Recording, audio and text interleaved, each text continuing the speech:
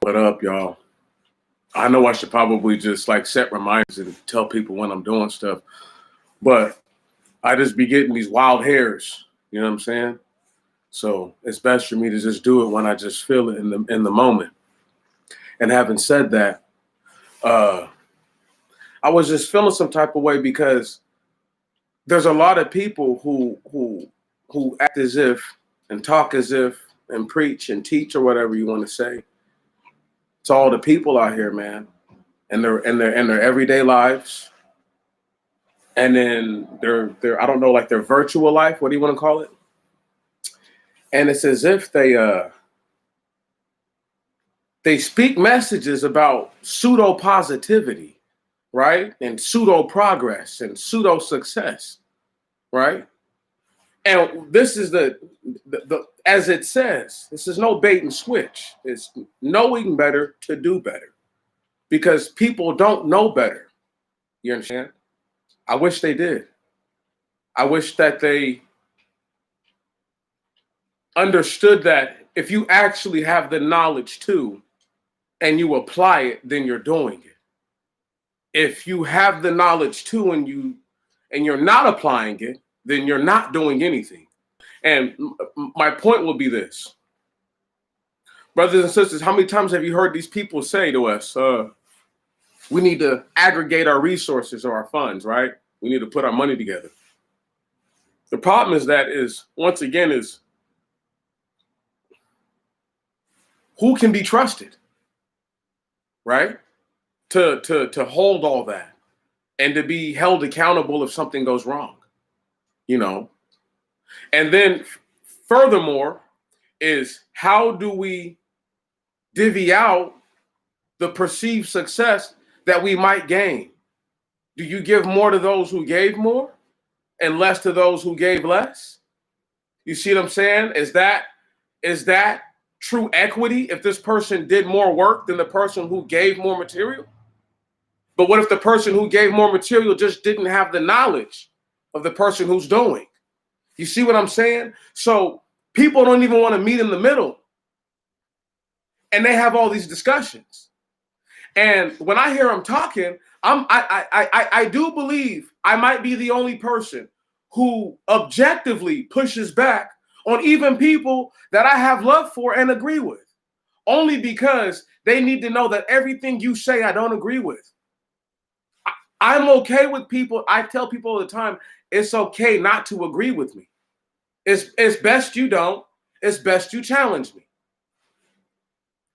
That way you get your own level of understanding. And then if a person, there is no polite way to say when a person will never gain understanding. There's no nice way to say that. So the only thing I can say, because there's things that I feel in my life I will never understand. And I'm talking about physical, tangible things that are skills that people do. That I'm like, I'm never going to take the time to actually get good at that. And I know I'm not. So people have to realize when they're not going to be in a position to understand. And to, you know what I'm saying? You know, like they have to recognize that and hold that. And sometimes people don't do, once again, what it is that's righteous. For example, I heard one of the most amazing things, and then I heard the person contradict themselves as they said it, because in tangible reality, they don't understand that what they said is knowing, and then to apply that is doing better. Case in point, young man by the name of Fred VanVleet, right? He plays for the Toronto Raptors. And he said, the right thing to do is to not play and to stand up for justice. Stop right there. That's it. What he said after that was him putting his foot in his mouth because he felt as if he spoke too much honesty in a moment. But understand, he told the truth. He said that. The right thing to do. See, so once again, he knows better, but is he going to do better? That's why I said knowing better to do better. You have to do it. That's what actually makes it solid and official. People know to wash their hands after they use the restroom and their body excretes fluids or solids from it. Yet, do all people do that? No. You see what I'm saying? People know to cook their food to a certain level of thoroughness so that way they don't get sick. Do they always do that? No. So the fact that you know something or understand it or have come in contact with the knowledge and information does not mean that you will apply it in the means that it was meant to be applied. And this is the biggest problem with most of the people that other people listen to. And they know it. And they know this. Let me ask you guys a question. Don't y'all think it's weird that people are doing all the most random acts of violence and that word extreme risk protection order has not been placed on anybody? They know the right thing to do. Hell, they done it to a man when it was the wrong thing to do. They know the right thing to do, but they won't do it. See, when you know better and you don't do better, that means that you've pretty what's the word? You've when you set something aside. I can't think of the word right now. But they've pretty much set justice off to the side. Okay? And righteousness, but justice is the natural order of things. Do you understand? And justice doesn't take 30 days or 2 years for people to litigate while people continue to act unjustly in the same manner that they're being accused of. That's not right. Knowing better to do better is you actually applying what you know and doing it. This is why people irritate me and agitate me, because they don't do better. They know. They have all the information. They can go find the information. And see, and the problem with it is that because they have so much information, we're in an age where information has become poison. Knowledge is poison. Because people become so corrupted by what little they know that they choose not to know other things that will make them do better. Because if I know this and I follow it on with this, okay, and then I keep adding to the skills, what's happening, bro? But if I add to my skills and I compound everything together and I put it all together, the idea is this, and it's nothing else. I will eventually get to a point in place where I don't make decisions that I used to make that I thought were okay because I know better. Right. You know how many young men are out here who've gotten multiple women pregnant? Multiple. And can't take care of the first child they had. Right? And they're still getting women pregnant. And you could turn the shoe on the other foot. How many women have gotten pregnant, can't take care of their first child, and are still getting pregnant? See, once again, if they knew anything, or if they what they claim to know, because they have all these desires, they have all these feelings, they have all these things that they want to be fulfilled. And yet, they don't even maintain the most basic level of what it is that is righteous. And that is applying what it is that they know, that they've learned, that they understand and have experienced either through themselves or vicariously through another person. They are able to take this and use it. Most people just can't use it. They don't understand because they don't get it. You can't act like you know better and don't do better. Let me ask y'all a question while I read this little article to y'all. How many people think that it's germane, closer related to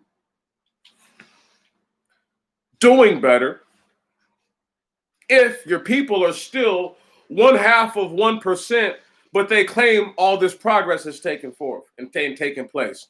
Mull that over while I read this damn article to you. Horrific. Dozens of neighbors sign a letter calling out St. Louis gun couple. This is only 4 hours ago. This is fresh off the press. Dozens of residents of a St. Louis neighborhood have signed a letter condemning the actions of a couple who brandished guns at Black Lives Matter marches on Sunday. And let me just go ahead and be clear. I could give a damn about Black Lives Matter. I know we matter. I know us matters. I know Afro Nigs matter. But anybody who people can't look, if you can't really actually prove to me that you're a nig, you need to fall back.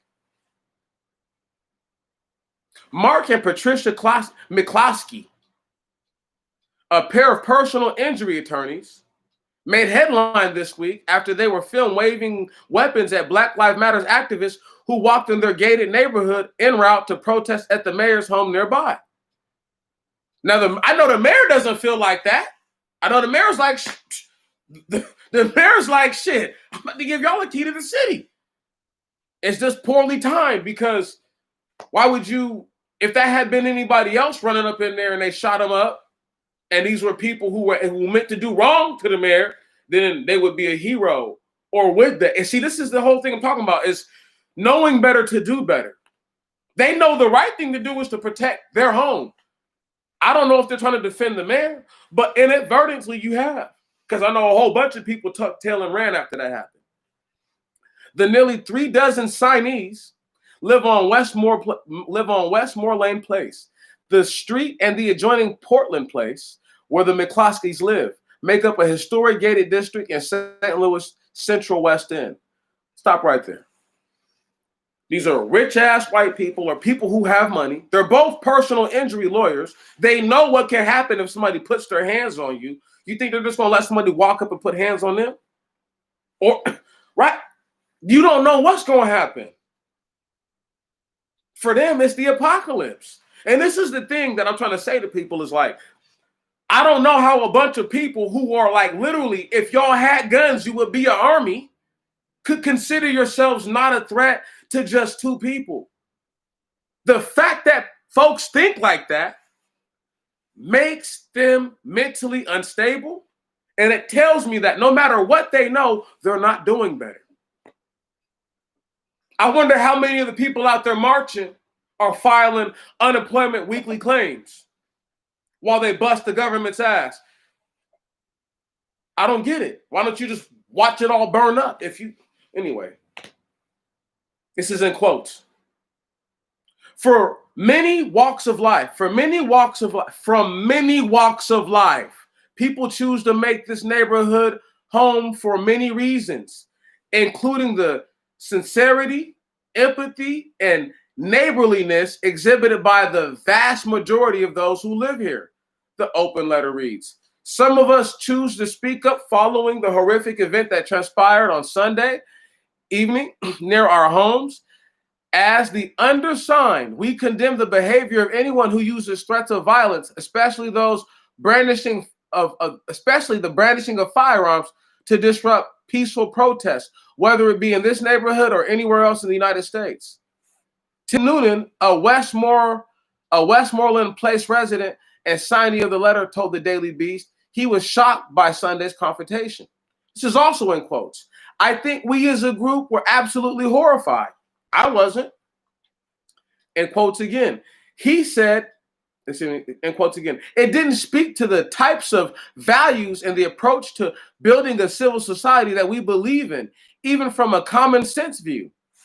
End quotes. Now, let me ask y'all a question. If you're knowing right and you're trying to do right, let's just say where you live right now, I don't know, 1,000 people pass through. And they're looking to get at somebody. And they're walking on your stuff. What you worked for, what you perceived you worked for. And what I know for a fact your dollars paid for. And they're telling you now, literally, seriously telling you that if somebody here happens to break something or do whatever, because these same peaceful protests have turned into and degenerated into, okay, all right, deteriorated into wanton violence, and people who don't understand, you can't go toe to toe. You just can't, because you don't have the juice. I do better because I know better. Neither the McCloskeys nor their attorney could be immediately reached for the comment. Could be immediately reached for comment because they don't know what to say. Noonan said the community was close-knit, and after the incident, neighbors began to sound off on the email networks that are more typically used for communicating about trash pickup and Halloween parties. Peaceful, in quotes again, peaceful protests should not be met with the threat of violence, Noonan said. In quotes also, from what we can discern, this is what we understand, judge. And of course, there are many facts that need to be put on the table. It was a protest. Even in conditions of civil disobedience, it shouldn't be met with violence. I need you to hear this. Civil disobedience. Do you know what that means? Tearing shit up. So, because your shit's insured, let them tear it up, right? Fuck it. Let them get their anger out. See, it's that type of thinking that these people right here, what they should have done was said, hey, look, the whole thing is majorly, massively terrible. They should have never been outside, and they should have let people come into their home. I understand you don't want people to damage the house. My personal opinion, if you come up inside my house, I'm going to lay you the fuck out. Sword, bow and arrow, gun, whatever is at my disposal. Rock, fist, feet, you understand? So the fact that these are the only two people who felt that they had enough gumption to come stand outside, and the chick is stupid. Have they had any kind of training? This is the issue. People aren't trained because they don't know better about weapons. They obviously really don't know that a trained person could have killed a lot of those people with the kind of firearm that my man had, especially if you have the right arsenal to go with it. However, if you point the weapons downwards in a non-threatening manner and just have the weapon as a physical deterrent, it's not the same thing. And this is why I feel like the situation is poor judgment on it, because they think they know better. They knew better to defend themselves and to be there, but they don't know better. So they didn't do better on that end. But I'm telling y'all, though, y'all just don't understand. Give them an ERPO. Give them an extremist protection order. Tell them that they're too dangerous to have firearms. That's it.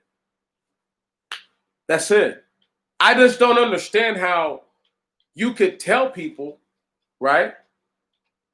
Because look at this right here. This is private property, right? And we're going to read this stuff.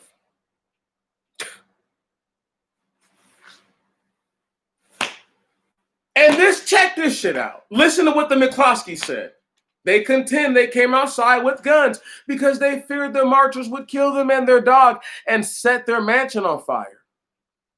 Footage of the protest shows activists encouraging the crowd to move along and away from the armed couple. No shit. After the fact that they come out armed. You don't know. Here's the thing. You don't know what people are going to do. But that shut down all action. Because that reminded them, oh, that's right. These rich-ass people out here have straps. And y'all call yourself peaceful protesters. So even if you do have strap, you can't pull it out. Because what kind of peaceful protester are you, dog, carrying around a gun? Oh, I'm just practicing my civil liberties. You don't even make sense. What's peaceful about you being armed? Nothing. So this is why whenever everybody gets done talking, wherever you live right now, if 1,000 motherfuckers roll through your shit, how are you gonna feel? And you could be like, oh, I'm feeling it. But I wasn't feeling it when people was marching up the street. I was not feeling it over where I'm staying. And I'm seeing a bunch of white people and only a couple niggas. Trust me, I'm not feeling that shit. I'm not. If y'all gonna do something, do it. Otherwise, shut the fuck up. And that's what those white people with those guns is really saying.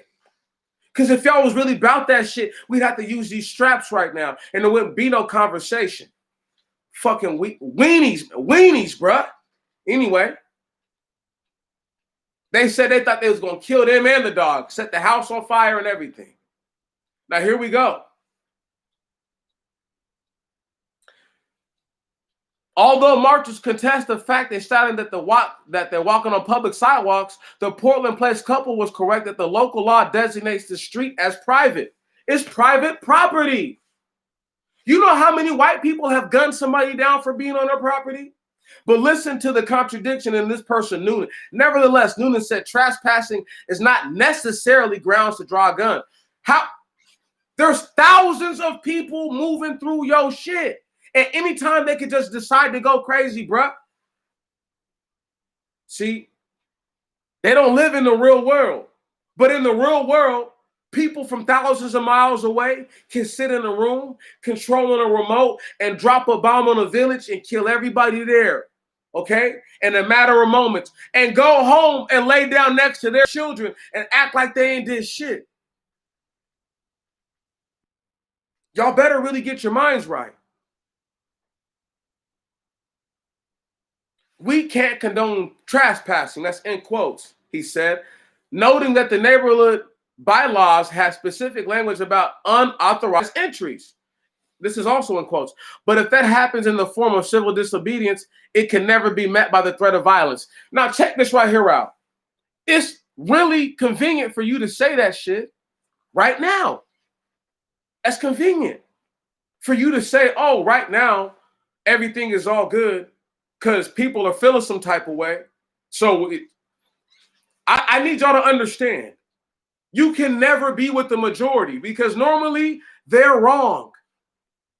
Why is that? Because they don't understand what the hell they're doing. One moment.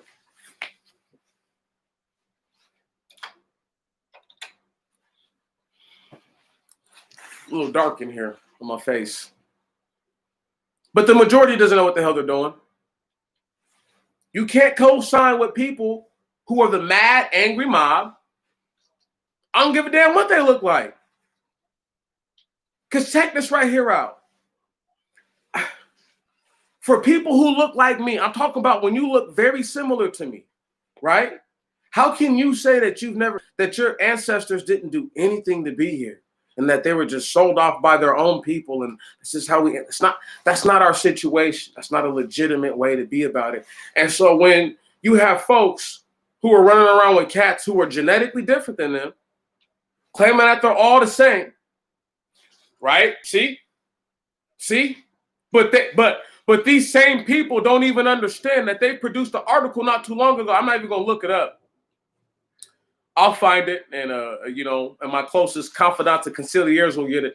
But it talks about how reparations has to be done at a genetic level and from an actual point of view of what your heritage is. So if you're a whole bunch of these different genetic parties, you get a little slice of all these different things. You see what I'm saying? That's the idea in their mind. And whatever you are predominantly, this is what you predominantly get based on what happened to you. And so people can't even get that. Now, I need y'all to understand this. Your brother, you heard say, I don't know how long ago, that the Aboriginals and Indians look obviously dead similar to one another. I said that forever ago. You got cats now running around, spewing that information out. And I'm not really angry. I'm just upset because I'm like, when I first said it, people thought that I was just talking out the side of my neck, right?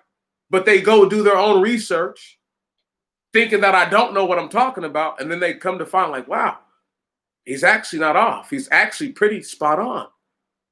So having said that, how do we get to a point to where people think that I'm not trying to show you that if you know what to do, do that. The hard thing to do is almost always the right thing to do. Almost always. It's not hard to gun people down.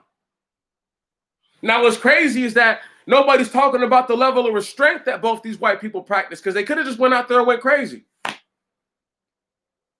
Could have just went crazy. Bonkers. Then what? See, I always laugh because people don't understand. You don't know somebody else. You don't know them. You don't know, like, if this person's thinking of like, I should get up and rip patches of your hair out while I beat your face in. You see what I'm saying? You don't know that. So it's like the fact that people are just like, oh, they're wrong. Let me ask y'all a question. The young boy who was just, I presume, was murdered, unless he really couldn't swim and jumped in the water and drowned. We've heard of several incidents of things like this happening. So don't rule that out. As terrible as you might think that sounds to me, it's objective to say. You have to say it. You're childish if you don't. If the young man jumped in and drowned, I'm praying for his soul. And it's so unfortunate for young brother Witherspoon. It is, no matter how you put it. 18 years old, good-looking young kid. He looked like he had his life ahead of him. It's terrible. Saying that, if there was foul play involved, if there were more people who looked not like him than him, shame on the people who think that because he's 18, he can make his own decisions. They raised this young man his whole life, and they understand the ways of the devil. Tomorrow, when I go to work, where I'm going to be working at, right? Just like I do in all these places, I don't keep a firearm because I can't. I don't have a firearm, but I keep an extremely sharp sword. It's very sharp. So if somebody try to get out of pocket and I feel like I'm outnumbered, I'm not worried about putting my hands on nobody. But if a person looks like they're about to go do something brazen, I have to arm myself with something that I know I can dismember a person with. I can literally shave your fingers off with very little effort. So it's like, I have to have that. You see what I'm saying? That's just a part of what it is. So if the young man doesn't have the understanding that if it wasn't told him, see, once again, if he didn't know, man, you would have looked better killing a couple of these fools, commandeering this boat and getting it as close to shore as possible before whatever happened. Right on? I'm talking about going all in, dog. Use an athlete, fuck it. Use everything you got. Use everything you got. Because what I believe happened is they dared the young man to jump in the water, or they goaded him, they pressured him into it. That's what I believe happened. I can't prove that. If there's no sign of a physical struggle or nothing like that, I believe it was a peer pressure situation. The young man succumbed. And once again, his family needs to vindicate whether or not he was a strong swimmer or not. Just because you're athletic doesn't mean you can swim. So, and having said that, just because you can swim doesn't mean that if you're caught in a riptide or anything like that, that you can't get pulled down. These are, right, the current going one way, if it's a strong current, you're done. I need people to understand these things. This is real life. Once again, I know better, so I do my best to do better. I really do. And I'm just trying to say to you, brothers and sisters, that knowing better, to do better, is where we stand right now. I was going to call this 110th Street at first, just on some hood nigga stuff, and talk about this movie that I had seen a couple weeks ago that blew my mind, because the level of honesty is profound. It's profound. Can't be argued with. There's no arguing. It's great. And it has the only brother I can really think of in the movie is Yaphet Kotto. But there's a couple other very familiar faces. The one skinny brother who played the pimp, the little pimp dude, and I'm Gonna Get You Sucker, right? Who ended up getting got. He was in the movie. And I can't think of the other movies I've seen the other brother in, but there's some familiar faces. But it's a movie about these brothers, okay? Two of them dressed up as cops. One's the getaway driver. Now, I want y'all to hear the premise of this movie, because they tried to make the brothers who did this look like villains, but really, they're heroes. Okay? They're heroes. Listen to this. They go in, all right, and they rob the drug deal. Okay? One of the niggas who's on the other side does something foolhardy and reaches for a gun and gets everybody in the room wiped out. Now, see, that's the part of the movie that's the most important, because it showed that mentality of a brother who knows that if you reach for this gun, you're going to get killed. But did he do better? Did he actually do what was the right thing to do, which is, bro, just take the L, bro, get robbed, and then figure out who did it? Nope. Didn't even do that. Reached for the gun and got smoked. Got everybody killed in the room. And then it caused this kerfluffle, because now there's blood. And there's an issue at a point in the movie where one of the brothers, you know, anybody who's seen Harlem Nights with Lawrence Fishburne, the brother who played Whispers, you know, that cold brother who played Whispers, right? He's in the movie, okay? And he's got this relationship with his sister, and he's telling her, like, look, just the other day, I was nobody. Nothing. Trashed on the street, basically. I got this. I did what I did for it. I'm not giving it back. And he said, I can't give back the blood I shed.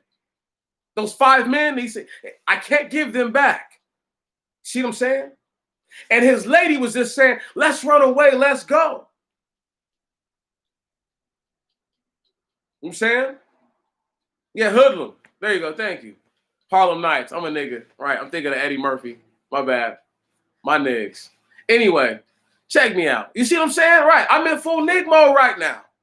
I'm going in, and I'm just telling y'all what it is, what I seen in the joint, and it was crazy. Because my man Whispers, right? He's fucking them up, all right? After his chick gets killed, the same woman who pleaded with him, baby, let's go, gets killed. He goes in. He goes all the way. He goes all the way out. Shit, fuck in. I go out, okay? I'm going all the way out on this shit. He went hard. And this is what people understand, is that he got put in a position where he's like, yo, my whole life has been like this.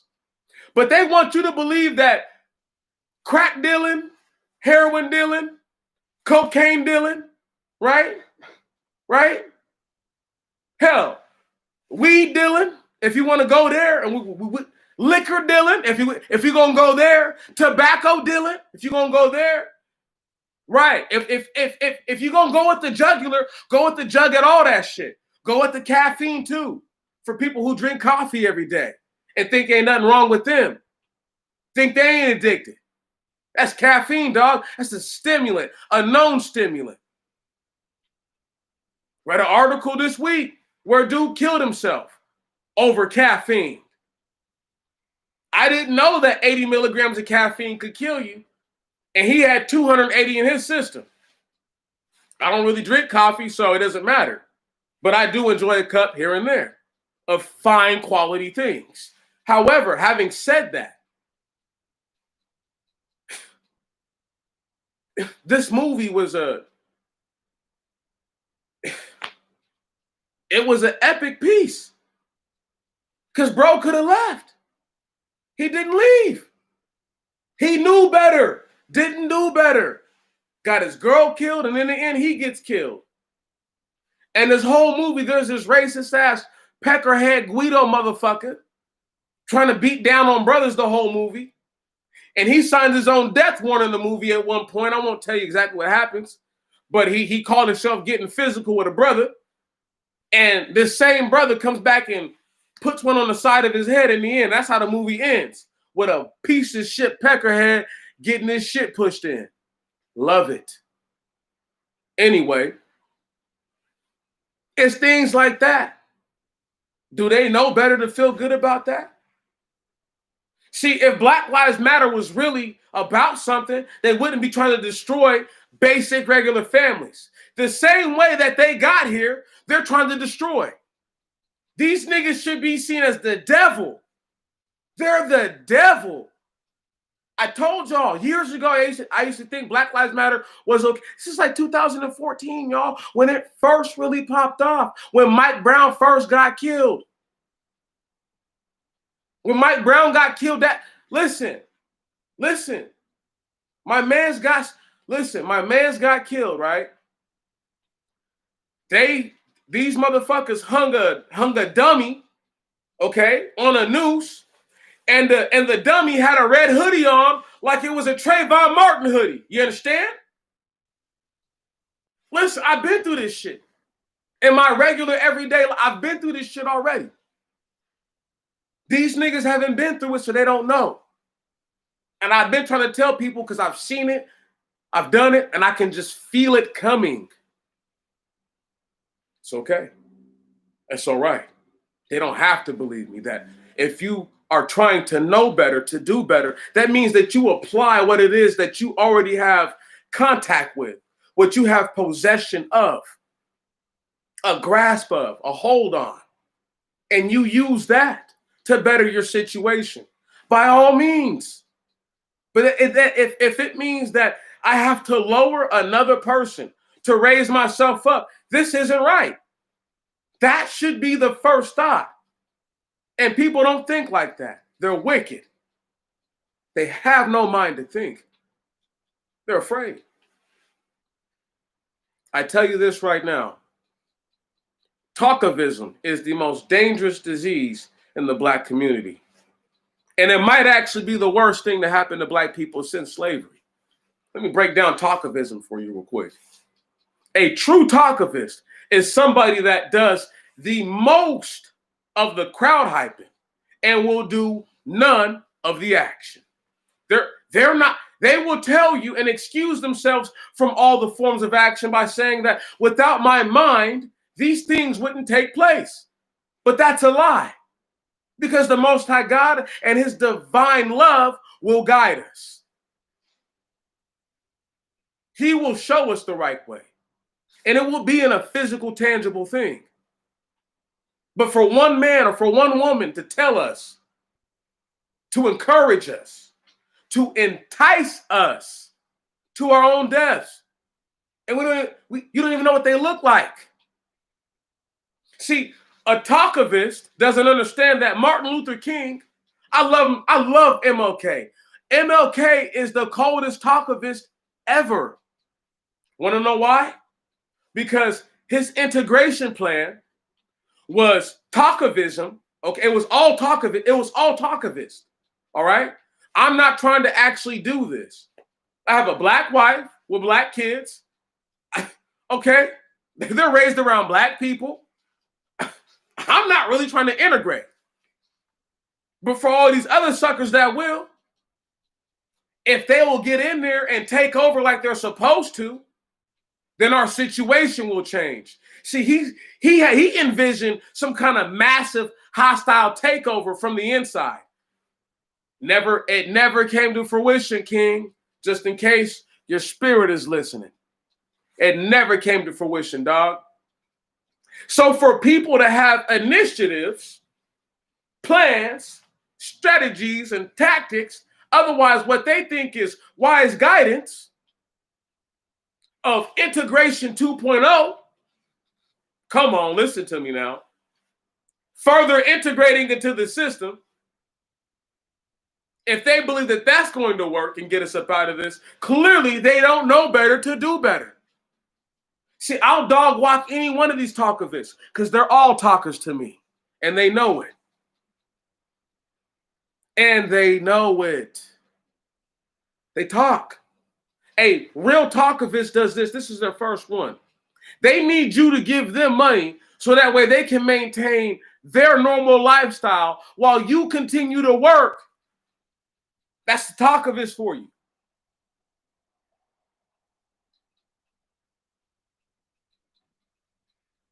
Don't worry, you got part-time talkivists, you got half-time talkivists, you even got, eighth-time talkivists, right? They come in different variants. But when they want something from you, even if they're not asking, Because they'll put they give you the ability to give it to them. See, I love my brothers, so I support my brothers when I can. The righteous ones, the ones who I know in their hearts of hearts, they're really not as messed up as they think they are. But they don't want to do the right. Once again, they don't want to do the right thing. They want to do what they want to do because they've been oppressed for so long, and without the ability of any form of true self-expression that would have been meaningful for their people. Self-expression through the ideas of invention and implementation of devices that help with life. Okay? Their abilities to go out there and work and till the land. Their abilities to actually create homes that people can live in. See, it costs nothing to actually do that if you have the skills and if you have the abilities to feed yourselves. And if you have the land to do it on, it costs nothing actually. It just takes people working together. But the problem is, once again, you have opportunists. Okay? And they were just wicked. Once again, these are what the scripture would say, the wicked are estranged from the womb. Okay? That's what they are. They're estranged. They're different. Okay? They're put off. They're weird. Okay? Thank you. And that's the type of thing that we need to be seeing it as. We got a lot of people who were estranged from the womb. Can you dig it? They're leading the charge right now. I'm way in the back. I'm in the rear with the gear. Can you dig? They calling me all kinds of a pogue, all kinds of a this, but don't realize it takes 7 non-infantry personnel for 1 infantry personnel to function. Did y'all hear me? 7 to the 1. Right. A lot of people don't know things like that. Did you know that those same non-infantry personnel, some of them have combat-related jobs and they're just as well trained as the infantry? Some of them even better because their jobs are more dangerous? Right. They'll never tell you that. They'll never tell you that. It's not the job of the military. Their job is to make the dude stupid enough to sign a contract saying, I'll get my legs blown off. I'll get killed for a cause that's not righteous. Right. So they have to pump them up because right. These are the guys who have to go and probably take the worst of the injuries once the fighting actually starts. But before the fighting, during the fighting, and after the fighting, there are characters. There are cogs to the machine that make it work and operate the way that it does. People don't understand that. They don't get it.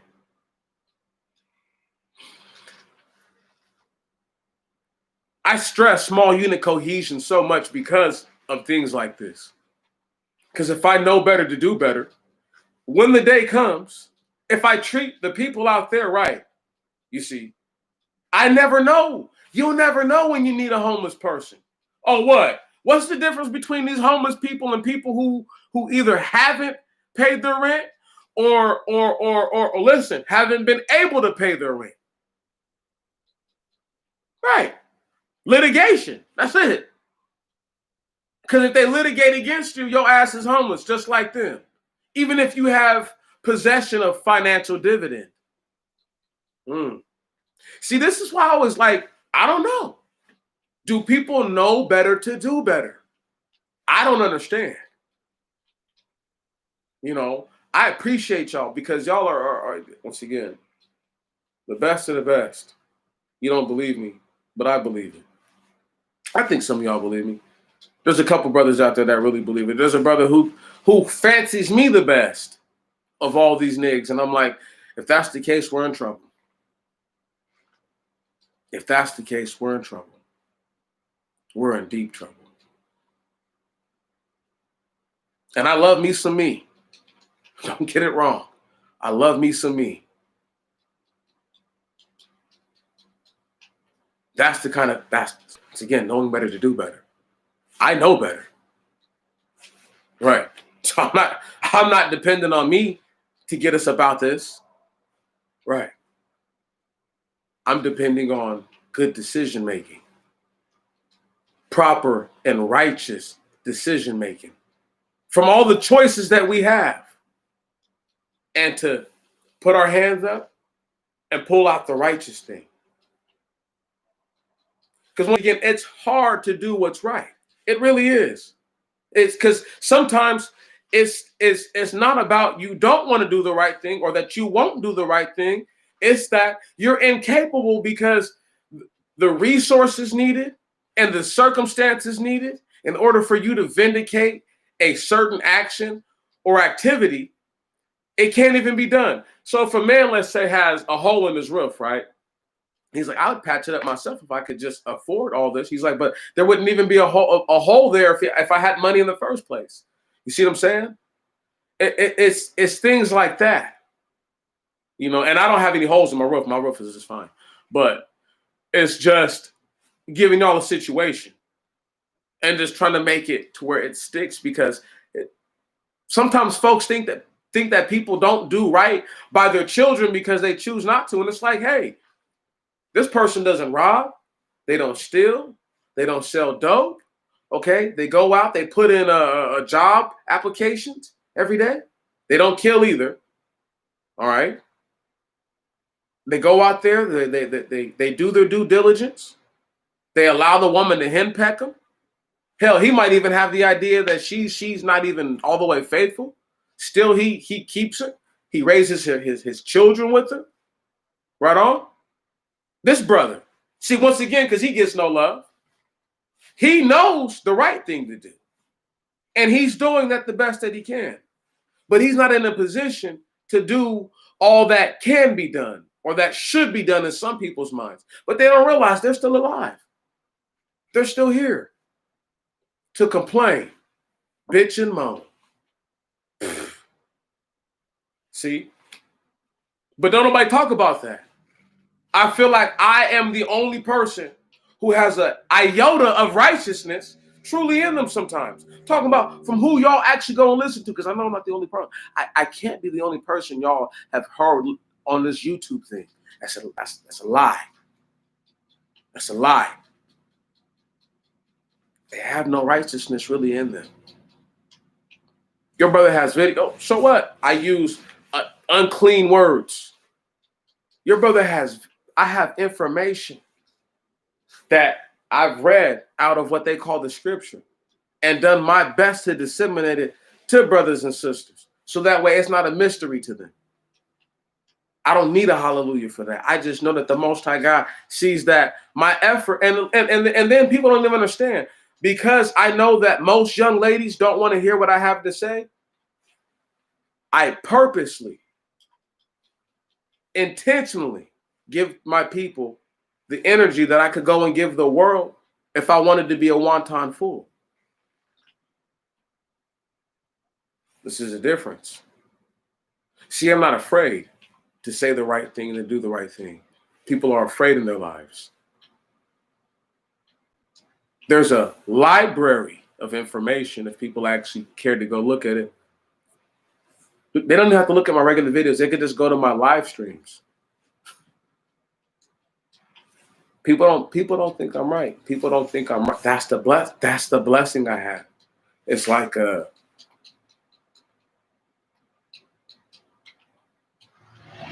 it's kind of like how people don't think that even though your boy was speaking about things a long time ago, I'm gonna say this again so that way, not if, when it happens, I already spoke to it.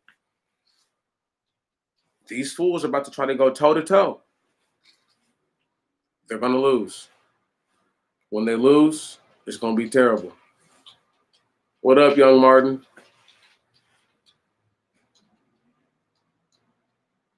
That's what's about to happen. About to be the L's that they don't think that they're gonna take. Yeah. Yeah. And it's gonna be funny because, kind of like how like that weak ass dude, Anthony Ramirez or whatever, or Rodriguez, something like that, right? Who punched the sister down there in Florida in that airport. Once again, This is how I know that these niggas, if you're telling me that there wasn't one black man around while that happened, not one? Weenies, man. I'm not watching you punch no chick. I don't give a fuck if she put. Dude, I've had women punch me in my face, pull and drag me down with all their fucking might over, coolers full of food and stuff like that, just because I'm not gonna put my hands on you. But if you do that again, I have to fuck you up. I have to. Right. So I always laugh because it's like, I might tell a chick I'll punch you in the face if you get to acting stupid, like in the moment. But I already know I'm not about to put my hands on her now. Like if she tries to go get crazy, I hope you go get your brother. I always tell them that. Go get your brother, go get your boyfriend, go get your husband. Because I have nothing to say to them when they get there. And I'm trying to tell y'all, I'm not going to take my freaking jacket off and flex and make muscles or whatever. But there have been days when Demetrius have been wearing cut-off sleeves, and might have just did a little work that day, looking a little pumped up. Cats always calm down. Like, they always calm down when they realize, like, I don't want this nigga to hit me. I really don't. I really don't want him to hit me. Because he looks like he's actually wanting to hit somebody. I do. Because I just want to floor somebody with everything I got every time. Literally trying to, like, crater their face. I just never get to hit nobody with that much force. They just get lucky enough to not get blasted like that. That's all. However, when I do land a clean one on somebody, y'all gonna know because it's probably gonna make the news because I'm trying to like explode their whole face. Anyway, because people don't want that type of funk, right on? They really don't. I'm trying to tell y'all, like, niggas talk tough. Once again, 115 North Yakima, apartment 507 is where they can find me. In the TAC. 98403. Come get at me. I got sharp metal for you, and I got a whole bunch of game for you. And I will pick you up and drop you on your egg type shit. You see what I'm saying? Not afraid of none of these cats. I show respect. If they don't give me respect, I don't take respect. I just don't give no more respect after that. Can you dig it? That's why I laugh at dudes. You got dudes who don't even realize they've never been responsible a day in their life. And because they're at the age of an adult, they feel like they should be treated like an adult. Did y'all hear me? Niggas have never been responsible for nothing and want to be treated like they're the dude. It's like the Nicki Minaj song, Pills and Potions. Where baby girl says niggas want respect, but niggas ain't earned that yet. Self-righteous and entitled. But they swearing on the Bible that they love you. But no, inwardly, they're no different from all your rivals. I don't wish death on them. I just reflect on them. Come on. So cold, bruh. One of the coldest little lines I ever heard somebody put together about how motherfuckers really be. Right. These cats want somebody to put them on a pedestal and they did a damn thing. I don't need nobody to boost me up or to put me up. I'm going to pump myself up because I know what I can do as a person and I know what I've done for society. Let me ask y'all something. As a dusty ass nigga that I am, right? How dusty am I? In the process of losing my debit card, I go and I see a young lady. I seen her little boy with her, right? She's not black. She's maybe half or quarter or something like that. But I see her little boy. He looked like a little nig. He could be my son. I see her walking. Do I give her a ride? No. But I break her off a couple dollars. I'm not going to tell y'all how much money I gave the chick. But I gave her enough money so that way she could do something nice for that little boy. Right on? It was his birthday. I didn't know, but I just know. I could see that. The little boy was smart too. Took the money, put it in his pocket, said thank you. She said thank you. Said it's all good. Bang, bang, bang. I went my way, they went their way. Lost my debit card like that. Because I forgot to get it out the machine. Don't worry, everything's fine. I've already canceled it and got another one ordered. It's all right. But sometimes when you do the right thing, right, other things happen. As opposed to freaking out and going crazy, I didn't even go crazy. I just drove back to the ATM and was like, there's a tiny little chance somebody could have took it out and just set it up there. But I called and checked my balance. Balance was the same. That's because I had the card number memorized. Yes, I memorized my cards. If I have a bank account, I memorize the bank account. I have things like that are memorized because they're important, and you have to know when. You just have to know.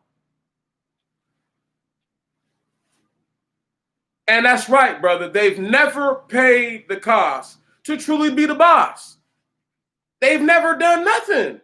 And they don't know. And this is the same dudes I'm telling y'all are out there tearing down statues. And these same fools who ain't never paid the cost are the same people that had those white folks terrified for their lives and for little Fidesky.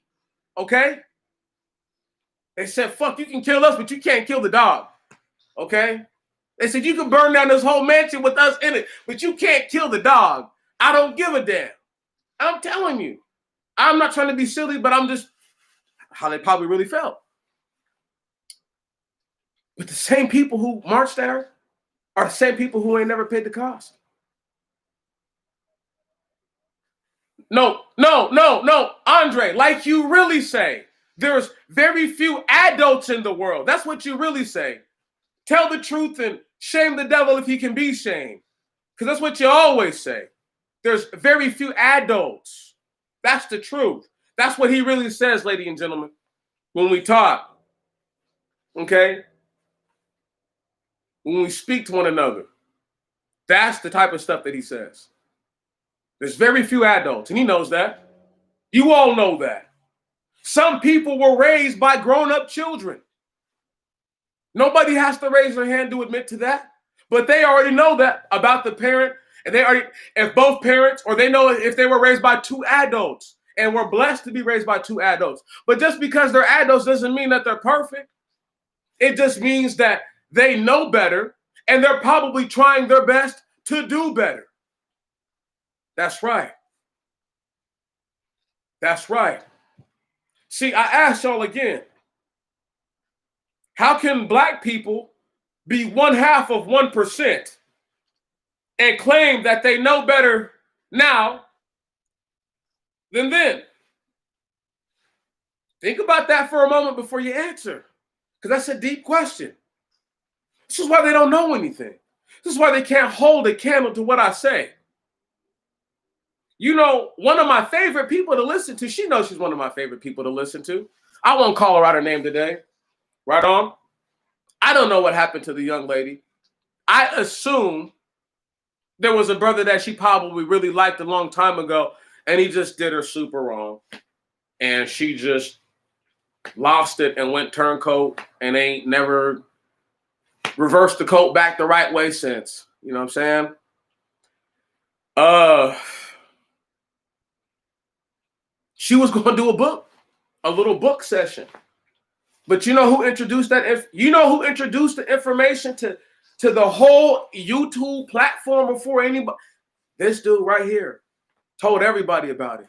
But I had already told people about how white women had made a lot of money off of slaves and how people downplayed the relationship between white women and black men. Right on? For forever. I swear, listen. I'm not a black chick who's hating on black dudes. I'm a black dude who's like, yo, I'll hold the L if y'all let it go. You see what I'm saying? Like, that's where I'm at. And the sisters and the brothers don't seem to want to come to the middle ground.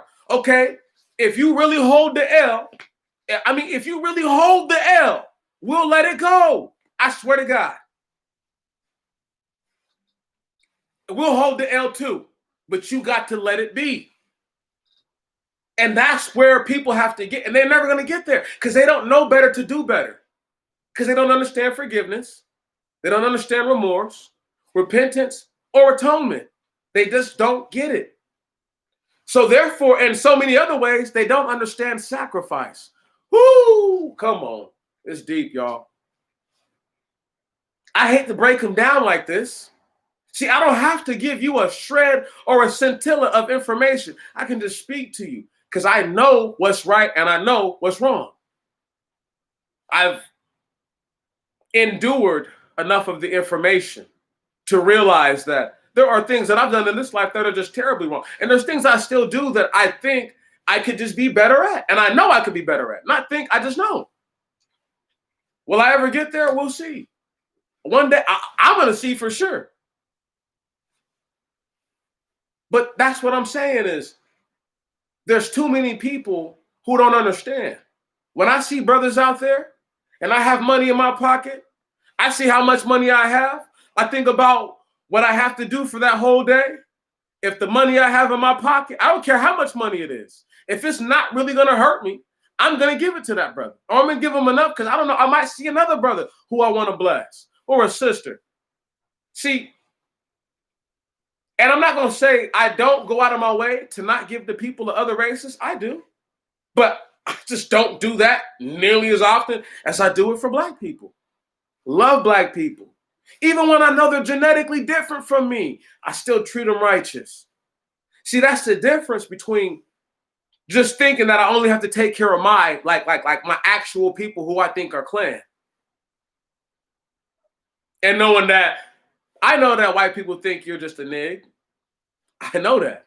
Whether I think that in my mind or believe that are way different. But I know how the so-called dominant society with recessive genetics really feels about that. So because they feel some type of way, I have to do for you and show a sign of solidarity that goes beyond actually the skin, okay? And it goes to the struggle and understanding that your struggle, even if it's been very different from mine, has still been a struggle of a person that they will put, that they only try to implement on people of color. I get that, brothers and sisters. I understand that. And I appreciate it. And I acknowledge it. I try to speak to these things. You got a lot of people who won't even speak to it. And they want everything you got. They said, I need a piece of that government stimulus. Playa. Come on, I know you got 6 kids. And you already told me you claiming 3, the wife is claiming 3. I need some of that. Playa. That's what they talking about. See, because they get down like that, and they don't think it sounds disgusting, horrible, terrible, wickedly evil to speak like this, because the same society of people that they want to bring down, they claim are perpetrators of these same actions. So in turn, they can't be wicked if the same people they're saying are wickedly evil are doing this. For that, can I get an amen? Whoo! They don't want none of me. Like my man said in 4 Brothers, who's going to get in the ring with the champ on this one? Right. When he came into the restaurant and he was pissed because the 2 in-town killers got smoked up, right? And then the whole thing kicked up. See, they don't want to get in the ring. And I don't give a damn. They're never going to invite me on a platform. Dude, I could create a phantom thing and they still wouldn't invite me. Knowing so let's say they were like, you can't come on as Demetrius Jones, you have to come on as somebody else. They could create one and they still wouldn't invite me. Right on. And how I know this to be the truth. See, I never talked about this before. Years ago. See, I can talk about it now because it happened like 3 years ago. Years ago. This is back when I used to really deal with O'Shea, right? Typing up. Bing, bing, bing, bing. What they call trolling, I call patrolling. Can you dig it? I don't troll, I patrol. Can you dig? All right? Making sure you niggas is in line with all statutes, amendments, and ordinances that have been put down and put forth. Having said that, while I patrol, I was patrolling and I happened to say something to a young dude because he was talking about Haiti, and I just didn't like his whole mentality of how they all had the same thing where they'd say black people make fun of me, but I'm like, where? All the Africans I knew got love, and whenever they got made fun of, it's just because they was dark skinned, and that's life. Black people make fun of other black people all the time. That's what they do. And it's part of their bless you, brother. It's just part of their living. Okay, that's how we cope. We build each other up like this. This is how we build up our thick skin. Because if I can say this to you and you can say this to me, and you get at the best of my feelings and you rip all my emotions right from me, right? And I rip them right from you. That's when the enemy, the true enemy, comes at us, right? With these weak ass ways of thinking that they got at us, it's nothing. Because we done already done that already. We've done that dance so many times. Right. This is why sometimes I laugh at the thought of a white person calling me nigger, because I'm just like, I don't even know if I'm just going to like try to knock out all their teeth in that moment. Like, I'm pretty sure I would, but it's just like, there's been days when I've had such serenity in my spirit and my soul where I'm like, nothing can move me. I can't be moved. It's not arrogance. It's not a over self-confidence. It's just supreme at oneness with yourself, where you're like, nothing will move me. And people have never even achieved that level. And they want to talk to me and think that they can get on the level and have never done it. They don't even, once again, knowing better to do better means to do all the things to get to that point. And they can't even appreciate a young brother who done put it there. Look, I'm a vet. Before my high school fucking derailed me, okay? I was going to graduate one of the highest in my class. I was in a National Honor Society, all of high school. I don't know how many of these people you do. I didn't go to college. I chose not to go to college. Lady told me not to go to college, so I didn't. Your bro does this, man, and they don't want to hear it because they can't understand why their lives, be it maybe better than mine's, like, you know, material type stuff, right? You know, they might have like living like a larger boat or whatever, but they can't understand, why does this dude get to read the Bible and get something from it? And it bothers them. And it really does. It irks them. They're like, why does this guy who says this, this, and this, why is he the one that I'm hearing, the only one that I'm hearing to speak about a certain way? And he doesn't have a fancy production, and he doesn't, there are no ads, there are no commercials, there's none of that. And one video of mine there is, because I have a Marvin Gaye song in it, and since they put the copyright disclaimer on it, I never did that again. Right. You know what I'm saying?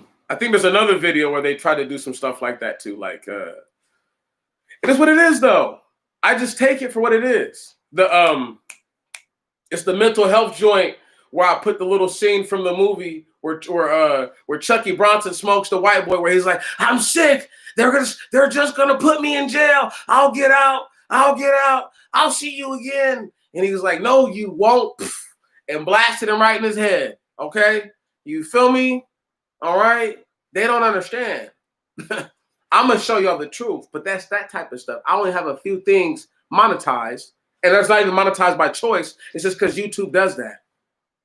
I give it to you for free. I don't want anything from you. Nothing other than your ear and your attention. I tell you this all the time.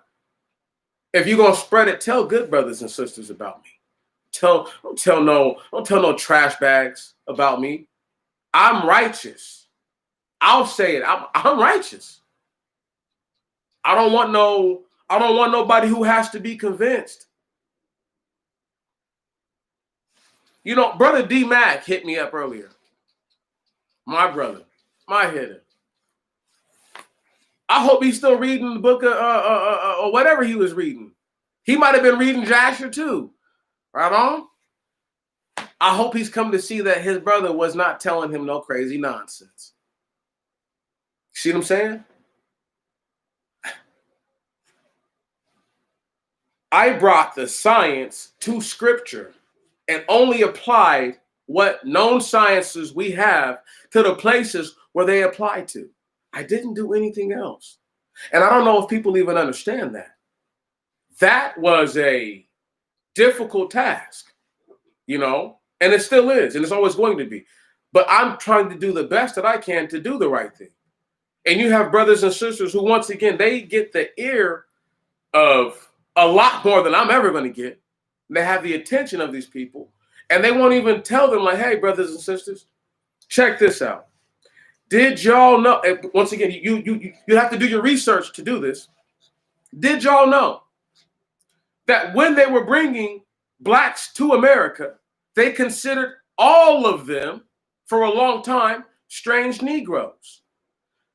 It's because the Portuguese, the Spanish, and the first early colonial English, okay, who used to deal with the Portuguese and the Spanish, all right, they all dealt with black people already. You know what I'm saying?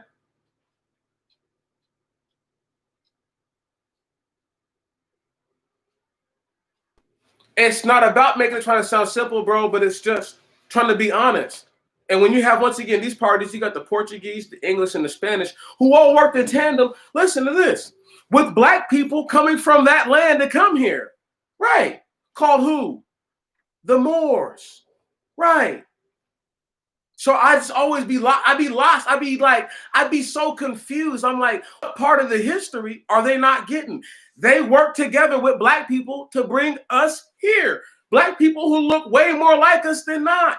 This is the problem with the situation. It's not the only problem, but it's one of the larger things, you see? And because they can't tell you that there's a difference in genealogy from even when the people that even the people that were brought here were not all the same genetically, because there were groups of people within a group of people that followed them from one place to another when they were technically, for a lack of better terms, evicted from their land. Having said that, some of these groups of people have come here, and while they've been here, they've been able to enjoy the fruits of some of their labor, but the labor surely of the people that have taken the brunt of the punishment. See, I don't know if these situations with all these brothers are going to get overlooked, but I mean, them trying to, the way I feel about George Floyd is that he is what they should have done for Emmett Till. You understand? George Floyd is George. I need y'all to understand this. May the man's soul rest, and may he be judged by the merits of the Most High God's righteousness. But may there be mercy tender to it. I say that to say this. George Floyd was a brother who was paid to fornicate with women. Whether people understand that or not, or agree with that, or they don't feel any type of way, really doesn't matter. I need y'all to understand this. He's not living a righteous life. I don't care about him being a drug dealer or none. Move all that aside. How you got harmed in the first place, because the lifestyle that you lived, right, is technically not honest to people. Would you raise your children to go and commit debauchery on camera with people? Of course not. So when we have this discussion, we need to have it from a point of view of what is right and what is wrong. See, it's not right that they did what they did to the brother, right on, but his lifestyle also was not right. It gives understanding to why he did not resist. If people can understand that, there was a level of shame in the man. What, he's supposed to get loud and be like, nigga, that's a righteous Pornhub check. I swiped down all those chicks for that money. What? How is that gonna sound out loud? See, it's because brothers and sisters won't even speak to it, and they have to speak to the vulgarity and be negative when they speak about the vulgarity. I'm just being honest. But his death is, to me, no different than what happened to Emmett Till, only your face didn't get smashed in. But let's just imagine that Emmett Till just looked at that white woman and didn't actually whistle at her, right? But made eyes at her, right? Do you understand the trouble that he created for himself by doing that? He's a boy from the city. He was not from the South. He's a boy from Chicago. 14 years old too. So he had a little pep in his step. I just need y'all to understand. So these are the issues nobody wants to confront. These are those type of things that they don't want to speak about because it makes them uncomfortable. It does. It makes them, I don't know what's the word I'm looking for. They don't want to seem like a hypocrite for standing up for somebody who, if you actually see it play out, you don't know how to feel about it. You're like, clearly that's wrong, but you're like, damn, why couldn't they have done this differently? Because then this whole thing would have, if it happened still, it would have been totally unrighteous. But it seems as if this wouldn't happen, as if this doesn't happen. You see what I'm saying? Right? And I don't know if Brother Floyd had been cashing checks there for a long time and it was all good, right? Or if whoever wrote out the check is where he went, right? But I'm just saying, for him to not have a solid location where he could go to cash those checks all the time and just be used to paying a fee. See what I'm saying? Little things like that. Knowing better to do better. The brother's gone now, so he can't do anything. Right.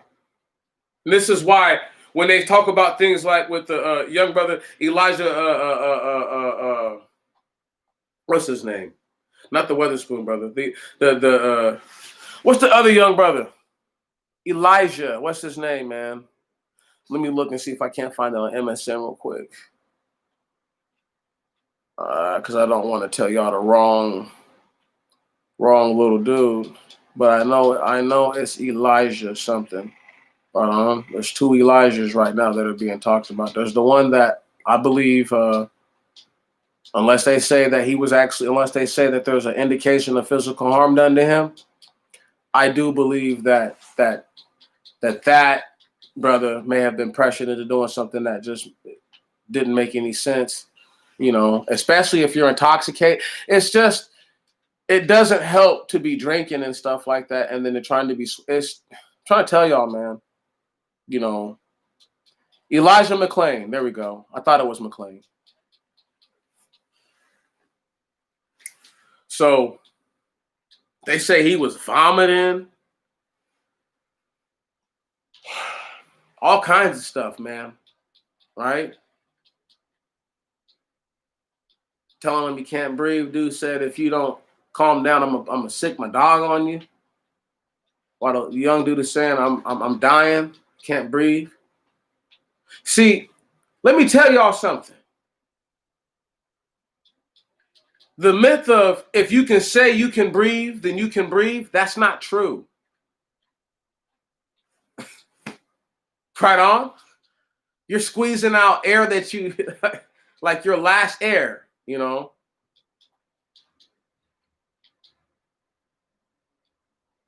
It's all good, bro. That's the blessing of it, brother. That's the blessing of it. The Most High God clearly doesn't need them to hear. See,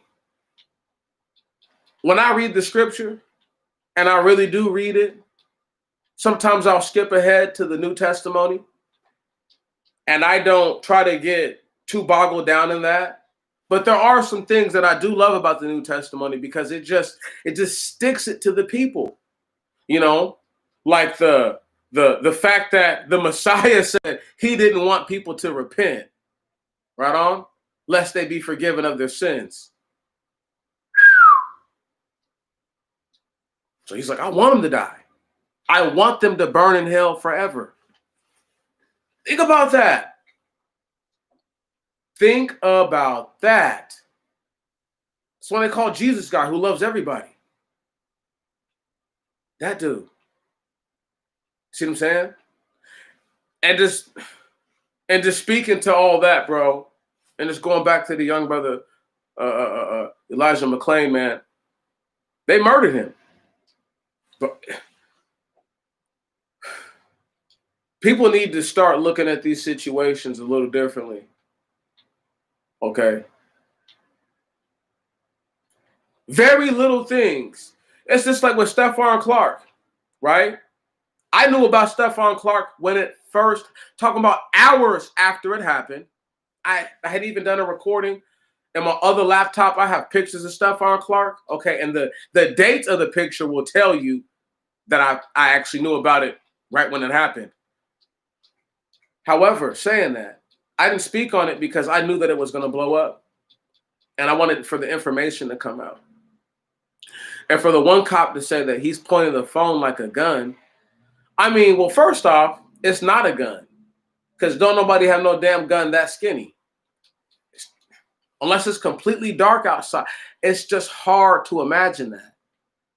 But people do that stupid thing with their phone where they hold it in their hand like this. And y'all know what I'm talking about. Like they try to point it at you like it's a damn gun. Like y'all must be stupid. So the fact that you could try to point a phone at somebody like a gun, right? Even though I know that they're wrong to do that, you're wrong for just, why was it even a situation like that? Right on? Why?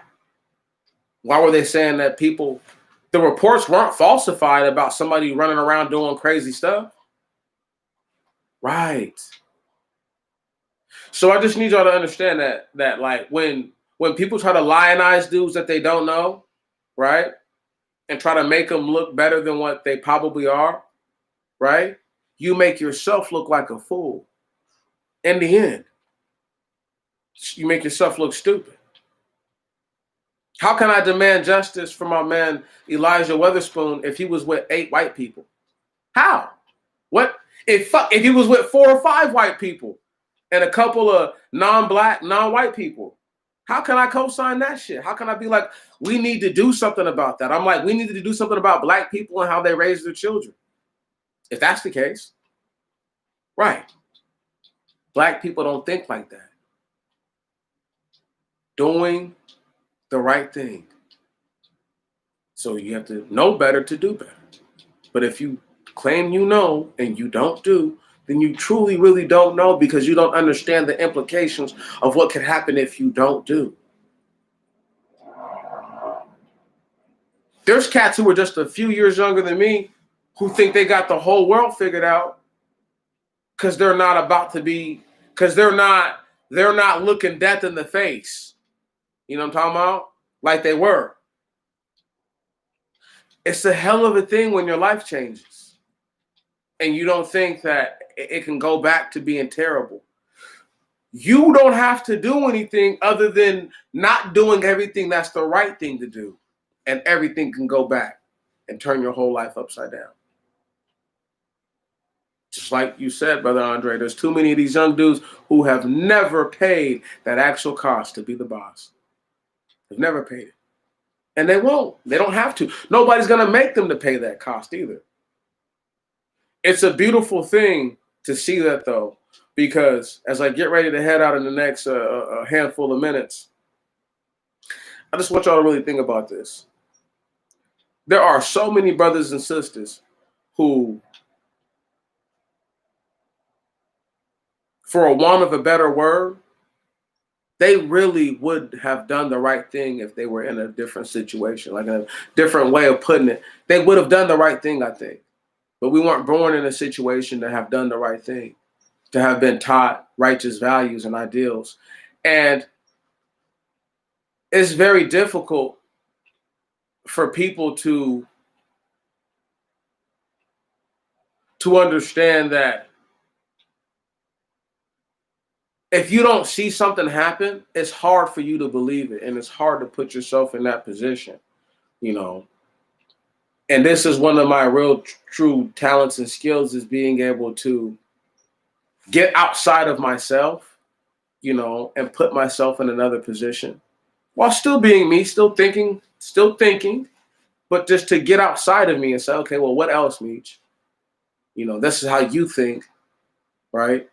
Come at it from a whole other point of view. And the only way we know to think is how we think. So we have to literally challenge our whole construct of the way that we think to come to different conclusions. This is how I do it.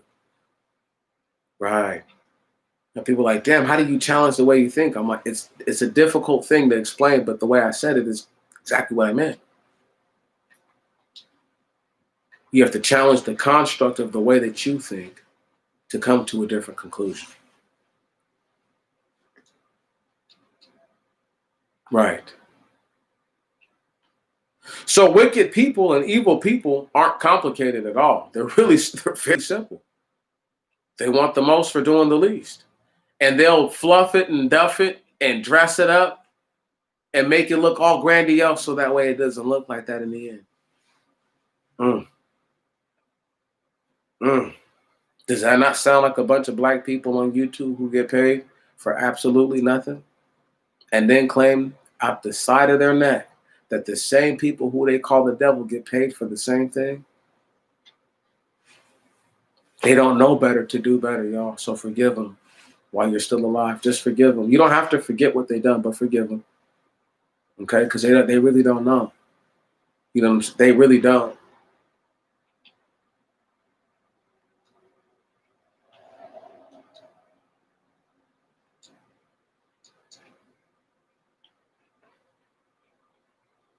Well, I mean, the remnant is going to be who the remnant is, dog. But yeah, the Most High is going to have to fix it. That's just what it is. But you know, I mean, I've only ever contended that. So when you got all these people who run around here talking like that's not the case, right on, they don't understand. Can you dig it? They don't get it. They don't get it. They just have no concept. And they think they know what power is because they've seen a rocket launcher on a YouTube video, right? Or they've seen, God forbid, right, the rail gun on a YouTube video, right? They're like, oh, that's real power. They have no idea the level of power the Most High God has. They have no concept. They have no concept of the power that He's going to send down to destroy all this stuff with. They have no concept, no clue. Same person that just came back just to leave is the same kind of person I'm talking about. I can almost guarantee y'all, when I say for a fact, tonight for sure there's been a couple people who have major parties, major followings who came through. They're going to come through and watch the video and see what they can't get from it. They're not going to watch it now. They're going to wait for it to get old and, you know, let it mature for a couple of days. So that way, if they take something right from it, they don't seem like a just outright thief, you know. And I don't really make claims of my intellectual property. I just make claims that they never showed me no love. Right. I never change up on y'all. These dudes have changed up on y'all. Before I leave, me and Andre Wickham talked about something very, very, very interesting the other day. We was talking about what other people were talking about, you know, and how I've left off from each subject that I've spoke about that I've realized has been hijacked. I just leave it alone. And one time, me and Andre were talking, right, and we're sitting there, and we was talking about a bunch of different events. Fast forward until now, we're talking about a couple of days ago when we last talked. We're talking though, right? And he says, "Bro, did you realize that these cats in 2016 had a whole nother movement? They was moving a whole nother way. They was all talking about the Illuminati, this, that, and the other." Now, I want y'all to understand this. You can go back and look at my videos of my live streams and of the videos that are like especially like my first expounds and my first death of a doctrines. Oh my goodness. I'm so far ahead. So far ahead. And they essentially villainized me for speaking on reparations the way that I did, because I said that I didn't want reparations because I already knew. Right on?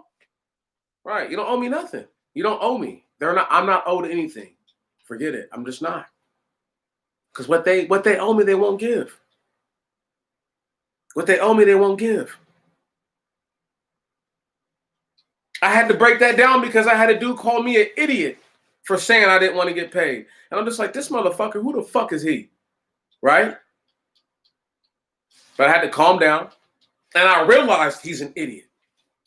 Because after I realized he had been taking information, none of these people were talking about the things that I was talking about. I promise on everything. Y'all can go and look. There is a timeline of the 1619 videos. I had the 1619 myth. That was before 2019, I think. Right on? I think that's back in 2018. I need to understand, where did the whole 1619 talk come from? Who, where, and why? Understand? A man did a weekly update on it, trying to bust their ass. And what did they do? Whole narrative changed in the middle of the year. Y'all think that was just, y'all think I'm trying to tell y'all, it's crazy. It's crazy. Andre knows I'm not lying. This is what y'all watched it happen last year. This is what happened. Okay, then. You think that your man ain't been a moral compass for this, that, and the other? They're listening. They have to. You have to listen to somebody who knows, especially when they know what you don't know. And you're wondering where they get it from. And I'm like, well, I've researched many different things.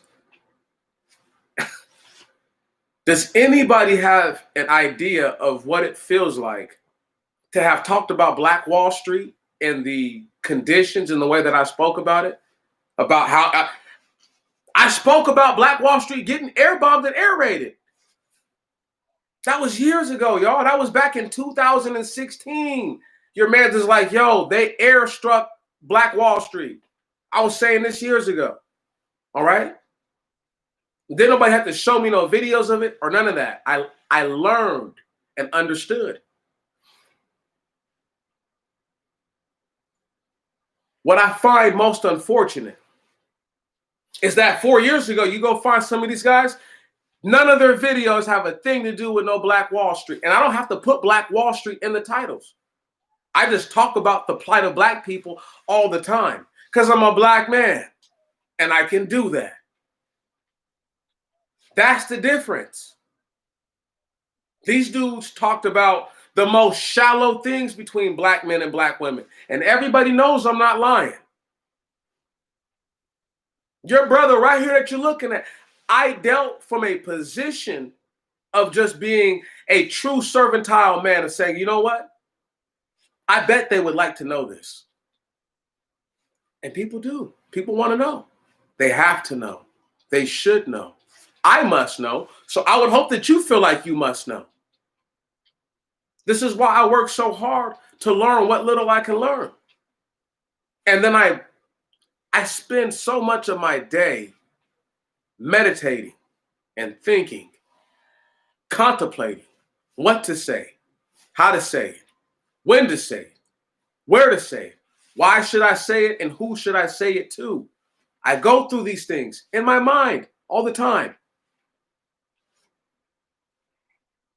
It's not as easy as people think it is to know certain things and to also know that by not speaking on it, it will harm people. But if you speak on it, it will do more harm. You see what I'm saying? And it's not about a lesser evil. It's just which one is going to do less damage. I've done as much good as I can. Like as far as telling the stories of who people should be looking at as that person's a questionable character. I want y'all all to think about this. And me and Andre talk about this all the time. If you're a civil rights leader, and listen, if you're a civil rights leader, if you lived around the time of Dr. King and them, and you made it through the 60s, you're a fake, a phony, and a fraud. And they know it. Me and Dre talk about this all the time. That's one of those ones where we just can't understand, like, how do people not get that they killed the real righteous ones. They murdered all the righteous people, semi-righteous, quarter righteous, okay, an eighth righteous. Got them up out of there.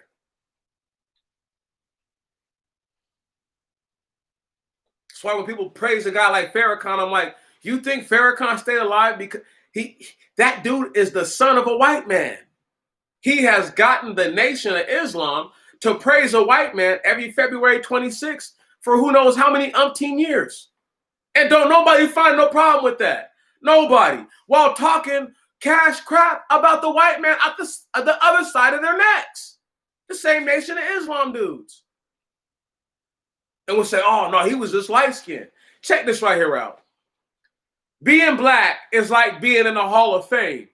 If we have to think about it, you're not a nig. Can you dig that?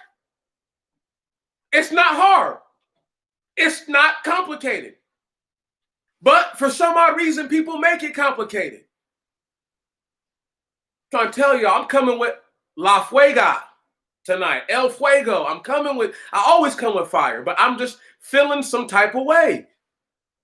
Because I don't understand how is it that these people claim to know better and none of them do better. You know, there's sisters who truly do have righteous messages, but they have so much hate and vitriol for the same people who they just wished would come back to them and do them right, that it's never going to happen. Because like I said, if we hold the L, you got to let it go. And if you hold the L, seriously hold the L, we'll let it go and forgive. We won't forget, and you don't have to forget. You should always be looking at a person at the side of your eye if you know they've been up to some wickedness before. But you should give them the benefit of the doubt that they're not going to do it again if they say they won't do it again. And they have not done so, and you can't prove such. Does it mean that they've upped their game and figured out a new strategy? Maybe. That could be a possibility. That's a probability. But there's also a chance that they just aren't doing what they were doing before. And because of that, once again, I'm the only brother to say it. If we hold the L, will y'all let it go? No other brother's going to say it.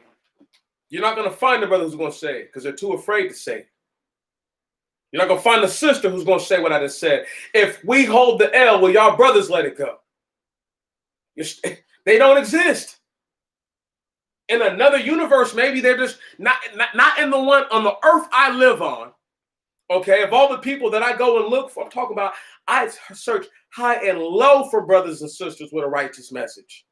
High and low. And there's only so much of your wickedness I can put up with because I can hear it, see it, and I'm not going to endure wickedness if I don't have to. I don't pay the living expense that I pay to be who I am, to have to put up with something that I don't have to put up with. That's nonsense.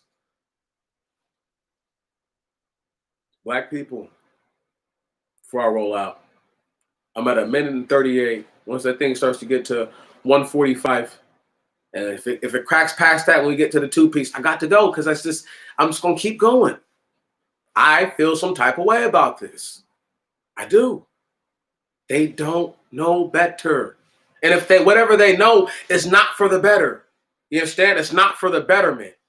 Once again, their pseudo success, their pseudo climbing up the ladder, all these in place of fake things, right on? It's not even real. It's not even real. And they want us. I want you to get this right here. I know people who can't even speak not even a part as eloquent as I can speak. I don't write the speeches down. As y'all can see, this is all right off the top. I just go.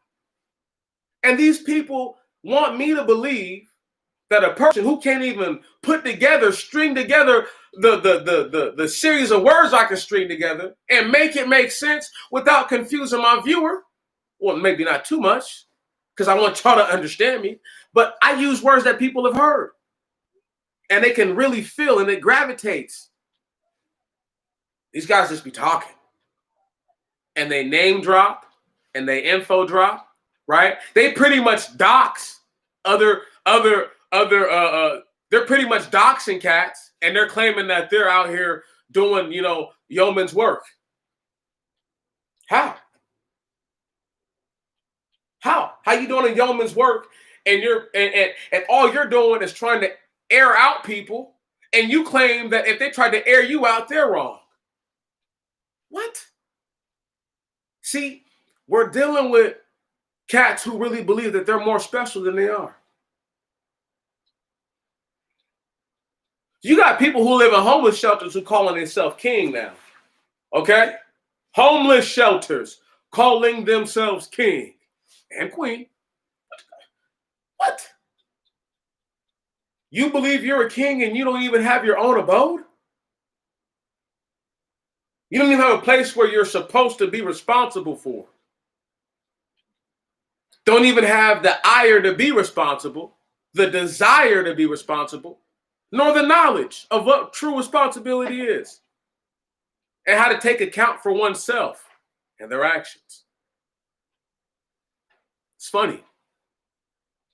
And for some odd reason, they seem to believe that, once again, people who can't even speak to the level that I can speak to, and the first thing you hear them say is hit the cash app. They're the devil. Go get them. Once again, for them, I will make a dummy fake account.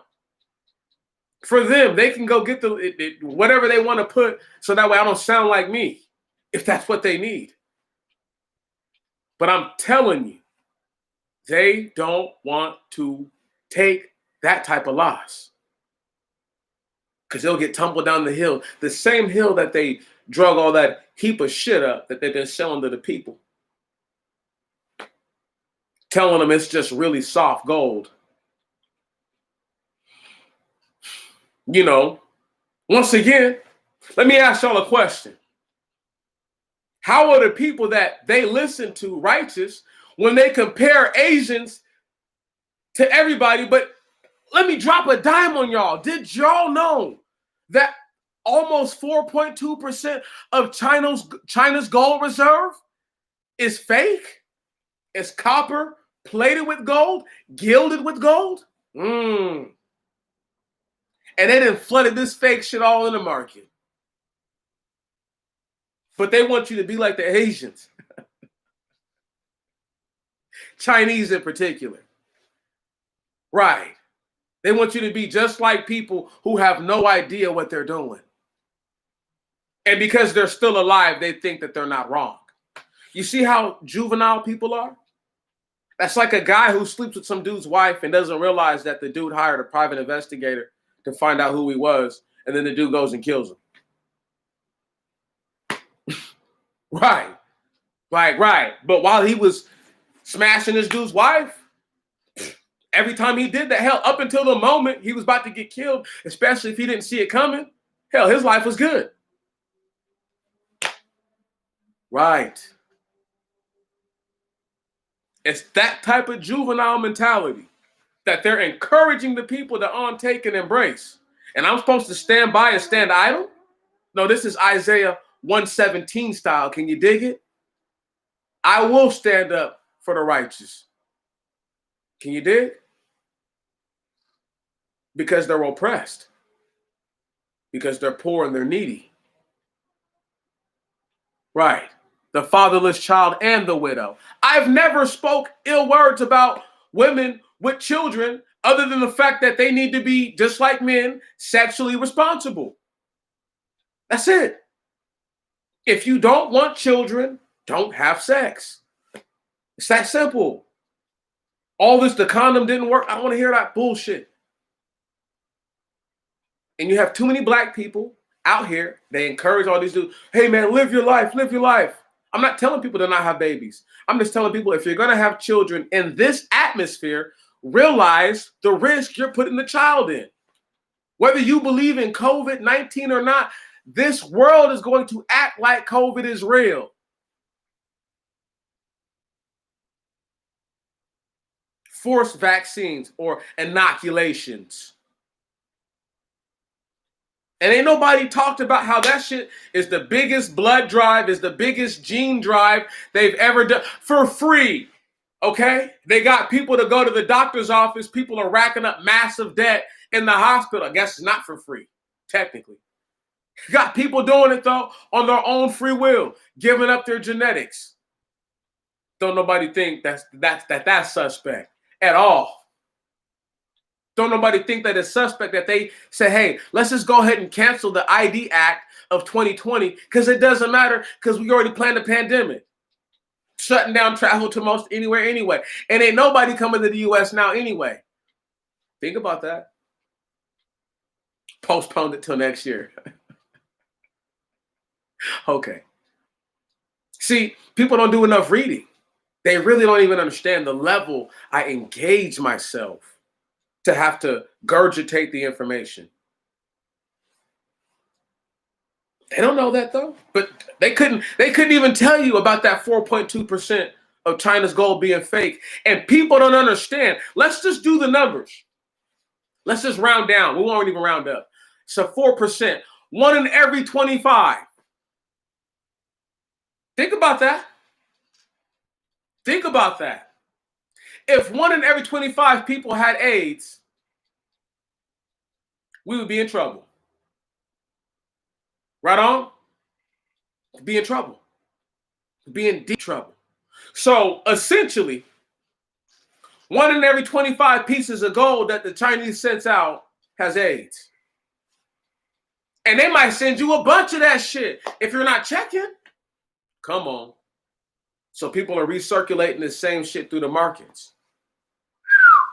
That's why you have these Arabs driving around talking about, hey, man, you see these gold rings? These are real gold rings. This is a real gold necklace. I just need $50 for gas. I just need $50. Anyway, y'all just don't know. Because I don't know. I don't even know if I don't even know if things like that go down where y'all from. But if it's happening like that out there, right, understand me. They don't get it. They don't understand. They don't get it. These cats them put through the market a bunch of fucking fake ass gold.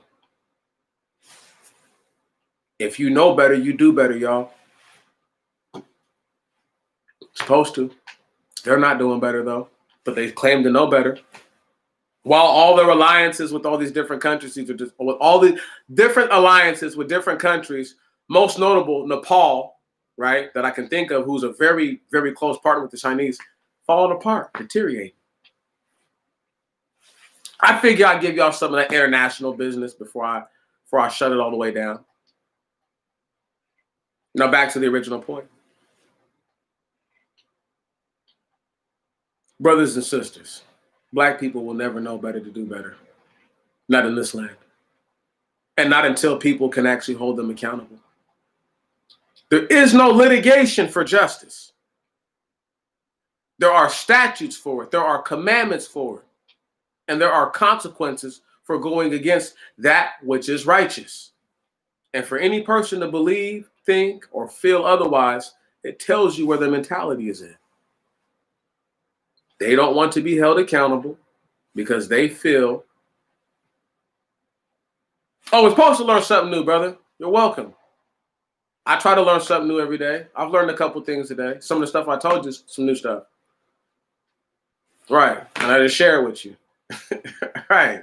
Because I'm not greedy. I'm not going to hoard it all to myself. But there's certain things I have to keep to myself. I don't want the Most High God to strike me dead. Having said that, brothers and sisters, I'm about to get ready to head out. You know the right thing to do. Like I told y'all when I first started this, that the young boy in the NBA, Fred VanVleet, he said it. But you know who was the real before everybody else? Kyrie Irving, a brother. It would be appropriate that a quintessential nig would speak up and say, man, we don't need to be doing none of this.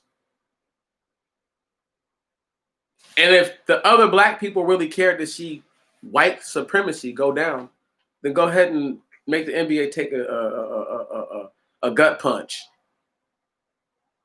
See, if the black NFL players cared about watching white supremacy go down and this systematic racism, right? Not because people just don't do fucked up things on their own and end up in situations that they put themselves in. That's never the case. Nah, not with all these black people lately. They've all been innocent, never committed a crime, nothing. I just want y'all to understand that. But all the niggas who know other niggas know niggas who done killed people and did all kind of crazy shit. So I'm like, what the fuck are these dudes talking about? Yeah. Okay, right.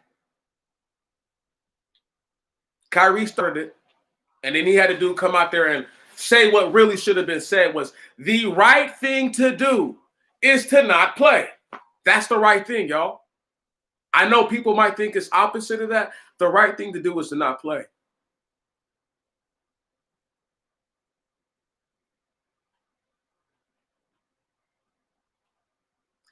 Look, man, I know y'all. Look, man, look, once again, this is why I don't be trying to do it too much, because I know, even with a handful of us, I can get very entertaining. I entertain myself sometimes, but sometimes I make myself sad because I start to think about the things that I'm saying, and I'm just like, it's too true. I don't know if anybody else is bothered by the fact that young black men and young black women haven't found this to be a perfect time to just team up with one another, and they still hate each other. Still hate each other at an all-time high.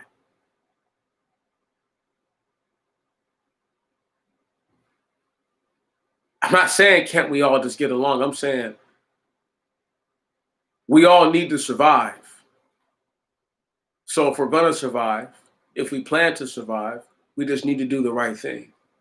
And we need to do that which we know is right. Can't keep telling these young brothers and young sisters to look for the perfect one. I always laugh because I'm just like, how many of these people are professional athletes who are saying that? Almost none of them. How many of them aren't asking black people for their money when they're saying that? Almost none of them. I'm not telling a sister to go get with a brother who is just can't get right, won't do right, has no plans of doing right, and being a righteous brother. I'm talking about go get with that brother who you see he struggles to do the right thing. And it's not because he doesn't want to, it's just because life is so hard on him. And be by his side and see what he does for you. And remember that as crazy as you are, he's just as crazy because he's had to experience all the inappropriate, downright evil, discriminate, nasty, wicked, bitter, trite ways of this land that we've all been forced to be on. And that's just what it is. And until folks see it like that, and once again, you have to embrace it for it to be a thing. You can't do the right thing and do the wrong thing. It's impossible. It really is impossible. The reason why they don't want to hear a brother say what's righteous is because then they would have to do the right thing. Who wants to do that? Right? Who really wants to, say their prayers and eat their vegetables? I do, but you know what I'm saying, though, right? Like there's people who don't even eat vegetables. You can't pay them enough money to eat vegetables. Right. I love them. I love all the herbs of the field, all the herbs of the grass, and the fruit of the tree. Be it the berries or the nuts. Right on? I love all the things out of the ground that are like that. Right. The sweet herb, the bitter herbs, the couple of nuts like peanuts that grow out the ground. Right? Sunflower seeds. I like all that stuff. All that stuff is delicious. Delicious. Tastes wonderful. It's just, you can't force people to be like that. There's no way that you're going to tell me that there's a way to make people be righteous. And that's the problem that we're having. The problem is that there's too many battered black people who have been bruised by this system, who gain self-confidence from these people who, for a couple of dollars, and once again, what's a couple of dollars to give this brother if you've been giving white supremacy all that you got the whole time? To give a brother or a sister something, it's nothing. See, nobody even understands the psychology of all this stuff. And this is why, if I don't speak to it, I don't know if people will get it. Now, there's going to be a whole lot of folks who try to clean up. They're going to try to clean up. There's going to be a whole bunch more of them, though, who are going to dirtier their act. They're going to get dirtier because I said this. It's a fact. I was one of the first dudes outside, and I never made videos about coming at dudes' necks, like with their names for the most part, asking for money. Like, I didn't put that in as a title of the video. I might just talk about you, but you don't get enough love. You don't have enough clout with me, okay? You don't have enough rapport with me to just get your name thrown in the title of a video. Please. Motherfucker, you are smoking some good crack. Some good 1992 crack, 1984 crack, okay? Let's go all the way back there. They're smoking some good shit to think that I'm just going to throw their name in a video. Once again, they think I need them to get up. It's like people don't even know. I purposely don't tell people that I have a channel. I literally am the antithesis of my channel growing. I do things that make it to where my channel won't grow. People don't even understand that. Because I respect small unit cohesion. See, there was a point about 3 years ago where I really could have did some crazy stuff. Give me one moment.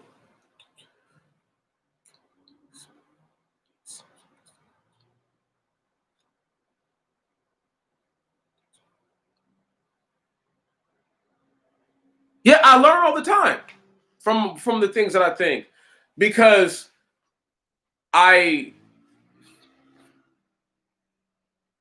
keeping it in tandem with what we're saying, right?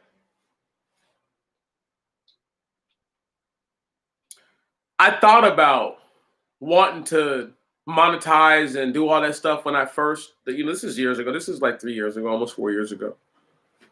And I just thought about it and I said, you know what, Meech, we're not going to do all that, bro. And this was a thought. And, but I just said what I was thinking to myself, like you're saying right now, okay, Meech, well, what could happen? And I'm like, well, okay, Meech, let's say you blew up, right? Let's just be hypothetical. And you blow up and you start actually having money from people.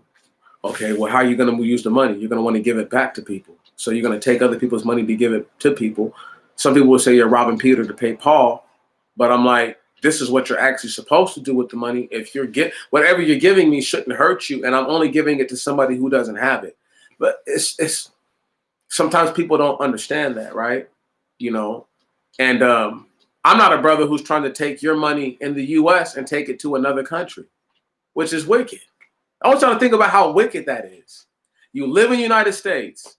You get people who live in the United States to give you money to go to another country and claim because there's people who look similar to the people who live here. But they don't even speak the language. They don't even understand the struggle that we have here. They really don't. And they don't even give a damn. So it's like you have people like that, right? You see what I'm saying? And I just didn't want to be confused for being like that, where you actually have a righteous intent, great intent, but you put people in a terrible dilemma because it's like, so do you love them more than you love black people here in America? See, once again, I haven't become so embittered with black people that I don't do nothing for them and that I feel as if I don't owe the black community any. I know I don't. Listen, I didn't grow up around black faces everywhere, and that's all I know. So I'm not going to tell you no bullshit that's lie like that. So that type of community, I don't owe anything to. But the community of black people that I know, I owe them, and I will give them whatever it is that I can, because that's what you're supposed to do. See, community is family. This is what I said in the comment section a couple days ago somewhere, where they were speaking, and maybe you should just start a channel just to throw that out there, humble man. But they were speaking, and I had said a little comment, and I said,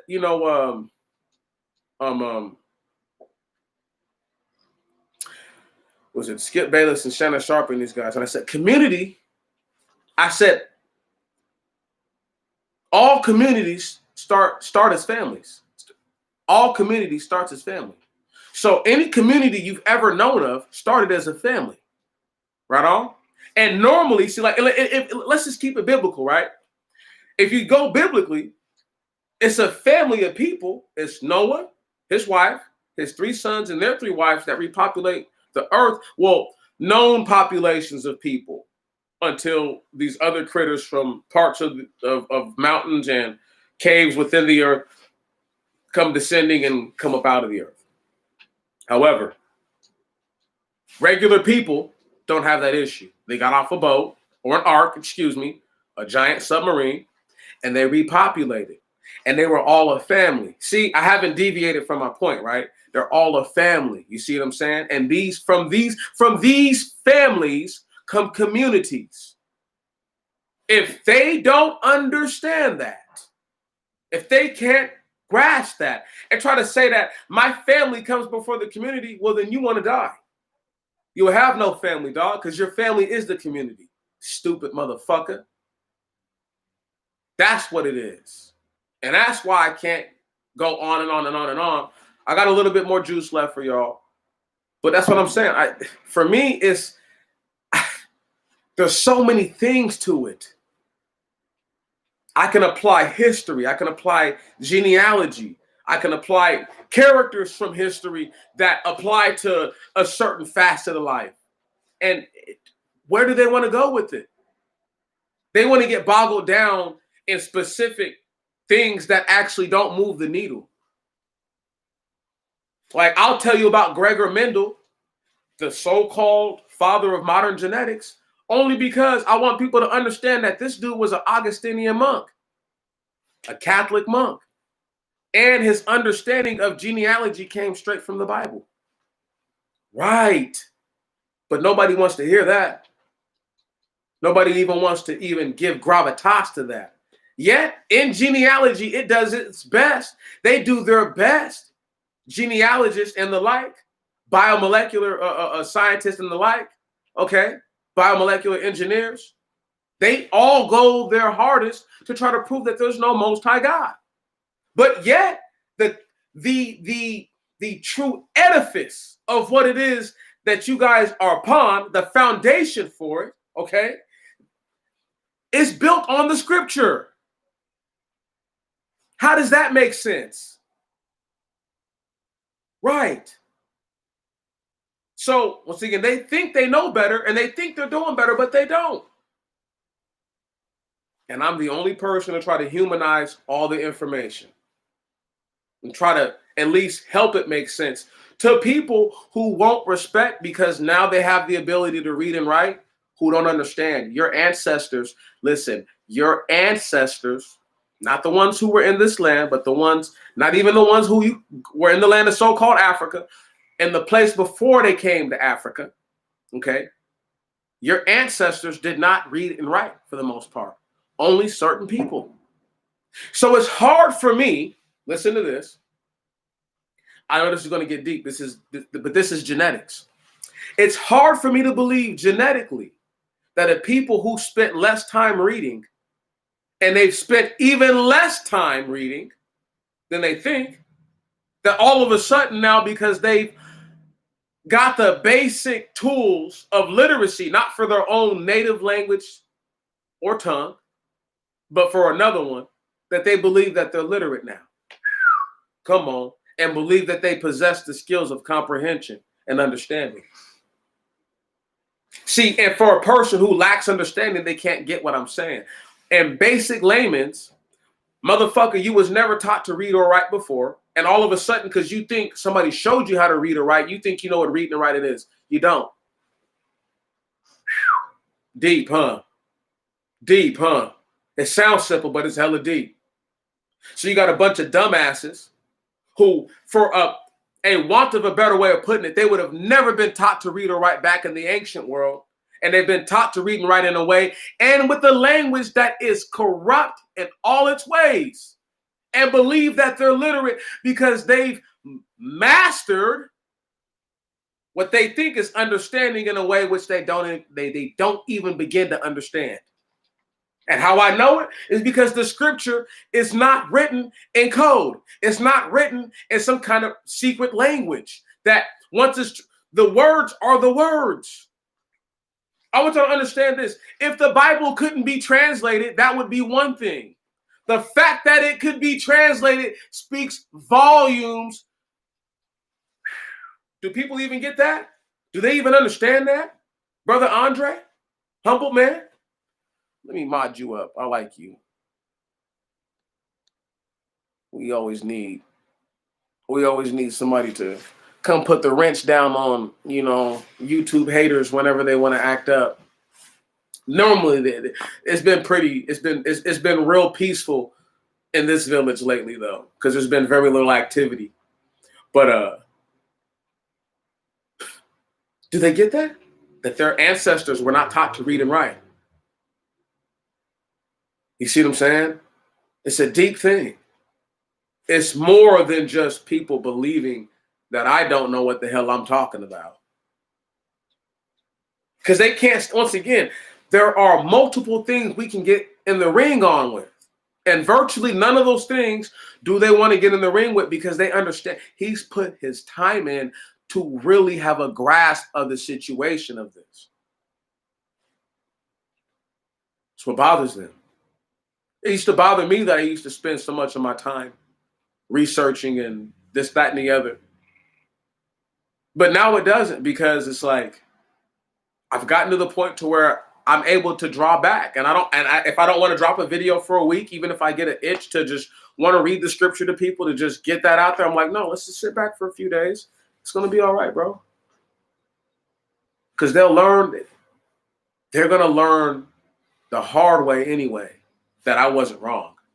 So it really doesn't matter, And people are like, you think you're going to be alive to see it happen? I'm like, so far, Dick Gregory's, hold on, and I quote, this is it. Oh, yeah, he's looking real right. Y'all better hope we get out this year, as far as the country of America still being known as the most powerful place in the world. Oh, y'all better hope we get out the year like that, because it's looking very interesting. Very, very interesting, as the people from the Middle East would say. That's right. I always think it's crazy. 101, y'all. 101. I deal with special people because they're special. Word. I don't deal with scrubs and poop butts. And I don't really care when people get a wild hair up their ass, because that's nothing to me. I get wild hairs all the time. So I don't really care. You know what I'm saying? People can feel what they feel. As long as they do the right thing, it doesn't matter. When these sisters complain about the way that black men are, as long as that sister's holding down her man, taking care of her children, at the end of the day, man, she can complain about black dudes all she wants. Listen, let me tell y'all something about the so-called swirlers. Any woman who's made children with a white man, who actually, a black woman, who's even a part worth her salt, isn't running around there bragging about it. Because every day she, on the inside, she prays that God forgives her. Right on, she's like, God, please forgive me. She might love her babies and everything. Might love dude, but might feel like dude doesn't love her like that. Like this nigga does not understand what love really is. He thinks love is buying me stuff and taking me places. It's not love. And once again, because these black women, they weren't taught what love is until they experienced what they thought love was from someone else normally too. See? You see how deep it gets? Right. So she's up at night thinking about some dude that she could never be with.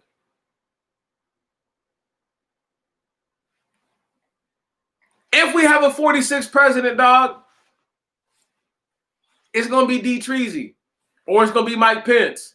Listen, I don't normally speak about this type of stuff.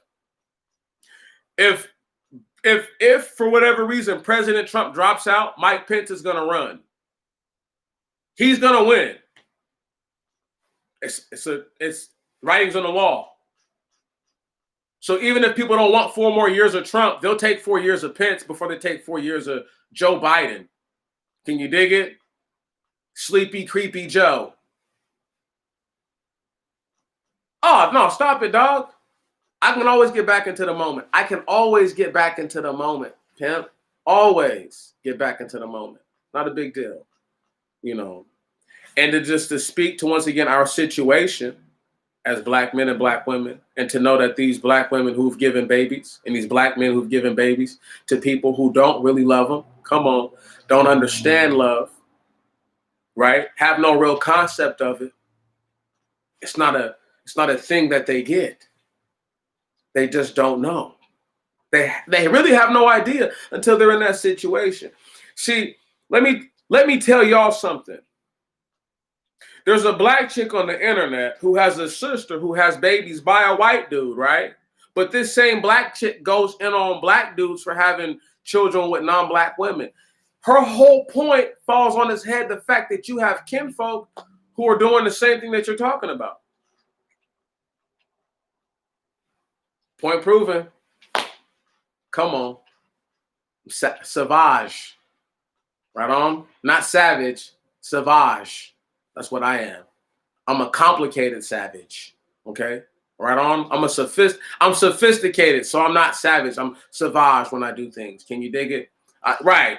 We give ourselves class and dignity here. We don't just eat dookie sandwiches because they tell us to. I love it. Oh, I love this. Y'all just don't know. I love this. They get mad, though, because this is what they done. The brothers and sisters know it. They've given children to people who don't fully understand. Because once again, I've contended that some of these people are not in full possession of what? Soul constitution. Come on. I'm a cold man. Only because they make me cold. And what you call soul constitution, I could dignify as what you call melanin in your phenotype. Dog, how about that? If you really want to get to the fucking nitty gritty. But don't nobody want to hear that. Oh, soul constitution is based on your genetics, huh? They don't want to hear that.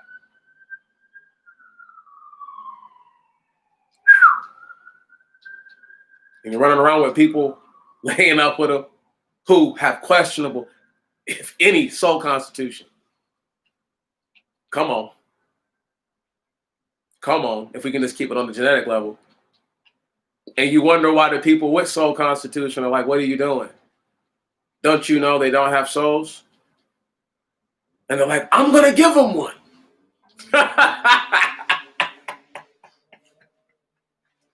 Okay. Don't y'all know that there's people who look similar to you who don't have souls? Come on. See, I'm that nigga to tell you because I can tell you because I know better. We could do it scientifically if they want. We can do the whole jargon of for real. We can do all that. But they better go look at the videos first of how I break down genealogy, zygosity, and all this. I didn't want to get carried away with hetero, homo, monozygosity, dizygosity, right on, okay? Heterozygosity. Let's not do it, okay?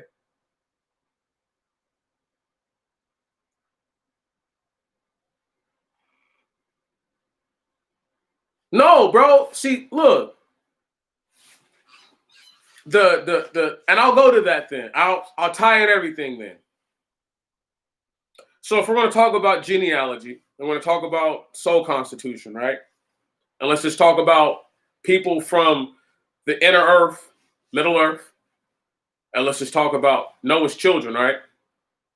There's a contingent of people who came up out of the planet who look more like the children of Noah than not, who still have questionable soul constitution. I would argue that they have more than the people who don't look anything like you, but still in question. Why this is an important thing is because there's cats right here running around on the earth who wonder why they've never felt love, dog. They've never felt that one. And until they get around people to actually love them, they don't know what the fuck that is, dog. They're like, damn, this is what it's like to be loved. Love means being corrected and chastened and rebuked. But it also means being honored, right on? It also means being revered and respected. Okay? Can you dig it? And when people know that that's what love is and understand that, love isn't just accepting everything you do and saying that's okay because the way that I feel about you overrides what you've just done. That's not true. That's not love. That's ignorance. That's blindness.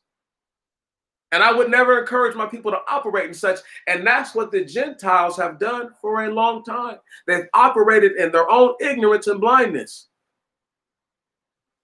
believing that opulence and visual glory and presenting it and allowing it to be in one's possession, they think that that's love. That's not love.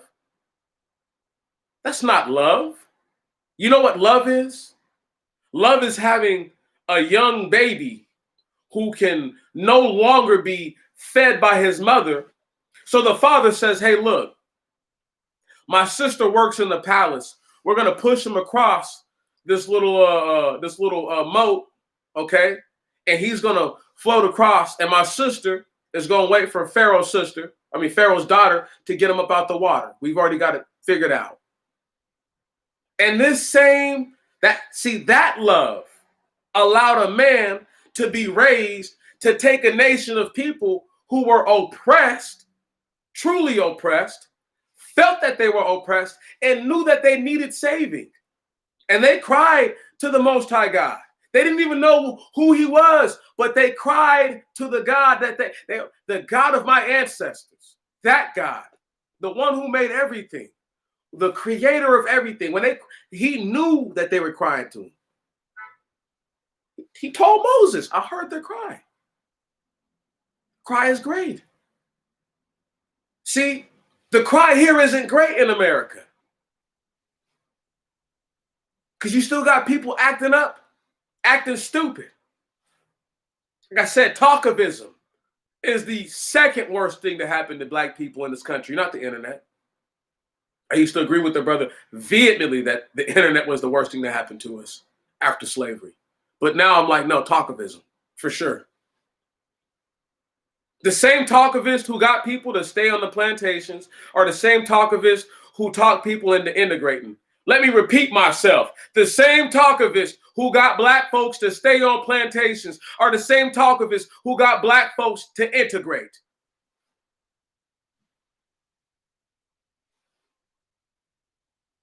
And now look at you. Now look at me. Right. Dream come true, huh? It's that type of thinking, black man, black woman. That's why we're dusted. One moment. Laptop running low on juice. Got to plug him up. Make sure I'm not going to lose my ability to speak. This is true. This is true. See, even though I can't stand watching certain Asian movies, but I watch a bunch of Chinese movies because I like to watch people get fucked up, chopped up. And for some odd reason, they make the only movies about honor. Right on? Every once in a while, I get to watch a hood movie, and brothers might talk about some honor, on a higher level thinking. But normally, the hood movies are just hood, and I can't watch but so much of that. Little Du Yang will be running around. But what makes Du Yang's movies watchable is that they tell the story of the oppressed all the time. The only lie is the fact that we know that the oppressed people in China would have been the Aboriginal dark-skinned people who lived there, right?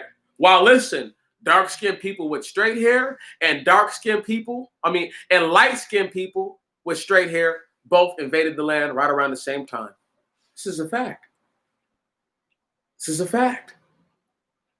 How I know this to be a fact is that if you actually look at history, these same people crossed over the Bering Strait Bridge and went into Alaska, became what you call Eskimos, Inuit Indian, and Inuit Indians, and came further down into what we call the Americas and started all kinds of wars and beefs with the Aboriginal black people that live in this land, or that lived in this land. Right. But people can't even put two and two together, and they think they can hold a bucket of water for me. Just hold the book, Junior, and listen, But once again, who's gonna say this, y'all? Nobody. I'm the only one. I might be the only one who knows collectively all the things that I understand and can put them forth without being afraid or have to worry about the consequences of what's gonna happen. Like, my son doesn't live with me, y'all. So, like, if I really end up homeless, God forbid, but it's just me and my roommate. Bro's grown. Bro has people here. He has people that love him here. He's always been stand up. If something were to happen, his people would get him back on his feet. They wouldn't just watch my man's fall down and falter. I don't get that vibe from his family. I get the vibe that Jeff is loved very much, and they probably want him to come over more than he does. But that's neither here nor there. For me, I'm not worried about it. I have family. And worst case scenario, I have to go stay with my dad again. Right. Big deal. Like you know what I'm saying? Worst case scenario, I have to go live with my dad. Somebody who has a place to stay. Right. But for people who have children with him, right on, I don't expect nobody to take the chances that I'm taking. Moses was in a very comfortable position. Okay? He was. Because once he got to a certain level, his children were grown before he decided to go back into Egypt. Both of his sons. Right on? So it's not like he was dealing with little babies. It's like people have to understand these types of things. And if we're going to just, and before I get to Moses, let's just go back to the Khans and the Huns. Come on. Woo. Two different parties that have two similar parties with different names, very similar origins in the ways that they got down. They just look different. The Khans have a look, and the only movie I've ever seen them, to me, I believe, accurately depicted is this movie about this, oh my goodness, I can't think of it right now, but he's like a Russian dude. He's a swordsman or whatever, right? And he can't remember nothing. Every time he goes to sleep, he wakes up and his damn memory is gone or whatever, right? But anyway, in the movie, the Khans look just like Native American Indians. Bald-faced, straight-hair Indians is what they all look like. All the Khans look like. And I'm like, yeah, that would explain how some of these dudes have that high cheekbone face where they don't look like traditional Asians in Russia. Follow what I'm saying? It's deep. It's deep. And you got people who look like that type of Asian in Asia, or in the greater Asian diaspora all over. You got people who look way different than that. People with facial hair. Some hair straighter than others, right? Some hair not always curly like this, but some of their hair is bushy looking where you're like, damn, kind of obvious. And once again, the phenotype differs based on the bloodline and who's made it with who. But these same groups came to, like I said, they came to America. I have made countless claims, and it can't be disproven, that the same groups of people that they call the Franks, so-called, are the same dirty-ass barbarians that the Romans civilized, are the same dirty-ass barbarians that the Greeks tried to civilize, and it blew up in both of those nations' faces. These same people, I contend, are what you would call the greater mulatto class that went on to rule the world for almost 1,000 years up until slavery. Come on. This is why the term mulatto, if you look it up, they'll tell you a person anywhere from 50% to 62% is considered a mulatto. For you to be 62% nig means that your other parent, and if they're talking about a white man, had to be a quarter nig. Now, y'all do realize that the Moors were way stronger than white people for a long time. And you're telling me that I don't believe that these quarter black dudes aren't their children? From back, anyway, you would have to understand the Byzantine or Byzantine Empire and understand that those were actually mainly black Romans that left and fled from those savage white barbarians. And when they try to say that the Moors invaded the spot, no, they didn't. They went up there and they reinforced their Japhetic brothers, right on? Shem, Ham, Japheth, or Shem, Ham, Japheth, whatever you want to say. They reinforced their numbers. This is why they were able to fight off and repel those dudes for so long over there. See, they'll tell you whatever they want to tell you because they want you to believe that. You see what I'm saying? Think about that for a moment. Think about that for a moment. They fought them off and kept. It's not like they were running in there and like fighting the actual people of the Byzantine Empire. No, they were fighting the same savages who had just took over the actual Rome, right on, and they were going up there to try to help these guys out. See, they don't even tell that part of the Hannibal story. Right. Why do you think I'm always looking at people like, what are you niggas talking about? What the fuck are y'all talking about? Haven't even taken the time. Give me 1 second. Let me see what you said.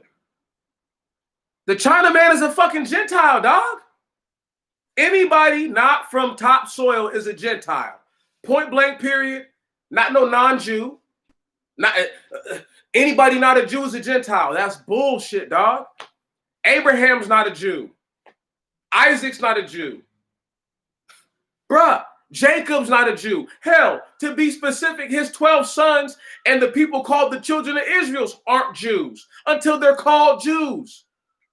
So you're telling me all those people before that are all Gentiles? Stop it. No, Gentile is somebody that is not from the seed of Adam. That's what a Gentile is. Why do you think they try to say that we all came from Adam so that way people all believe that? Dog, that's part of the thing I'm trying to say right now. If they know better, they do better. If people knew that who they're dealing with are not even full human, and they tell you that they're not full human, because the Bible tells us that they're Gentiles. Come on. Humanoid. If you want to say, whenever you read Gentile and you want to say humanoid or just non-human bipedal, or it could even be part human, part quadruped. It's deep, dog. We're thousands and thousands and thousands of years displaced. And they've killed off most of these things. Okay? Murked most of them out. Right. They bred in. They think having 2 legs makes them human. That's how stupid they are. Right on? That's right. Just like some people think that having curly hair, right, a fro, and no drab at all. So you're the same nigga as me, huh? That's about a bitch.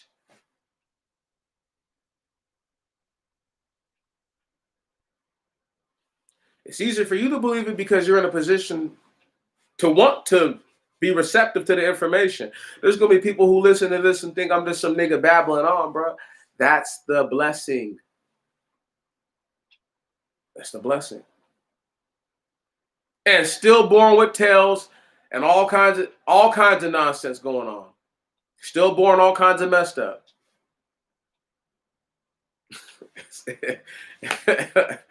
We got to get ready to go, y'all, in a second, because I got to lay down in a couple hours, and I want to enjoy myself before I lay down. So, not that I'm not enjoying myself now, but you know what I mean. Let my hair down, drink, smoke, be a nig, do what I do. I'm gonna do what I do, okay, to keep myself sane, and then I'm gonna try to put together another thoughtful message. And I'm trying to figure out how to get pictures put into this movie program. Once I figure it out, and once I figure out how to get the sound and stuff and all that, I have to mess with it. But once I get it all figured out, I'm gonna really do my best to drop a little pre-recorded White Heaven. This is it. Oh my goodness. Woo, they are going to be pissed. Because it's gonna tie into the joint that I did, I don't know how long ago, over a year ago though, the end of their heaven. You know what I'm saying? When I did that joint, people once again, I've been much further ahead than it seems. So it's hard to like remember that a brother was like, oh yes, it's gonna get real for him in a little bit. I've been talking about corporate greed for well over a year. You know, I was talking about corporate greed at the end of 2018 coming into 19, you know, and here we are just now, just coming to the fruition of course. I want you to understand this. If people watch those videos I made a year ago, nothing that's happening would surprise them at all. Nothing. I'm not surprised by Coronaville at all. I'm not surprised. I already said that this stuff could happen. Why am I surprised by what I said was going to happen, what I felt, what it looked like was going to play out, played out, almost verbatim. I'm not writing this stuff. I'm not scripting this stuff out. It's just what they're doing, and it looks a certain way. Right.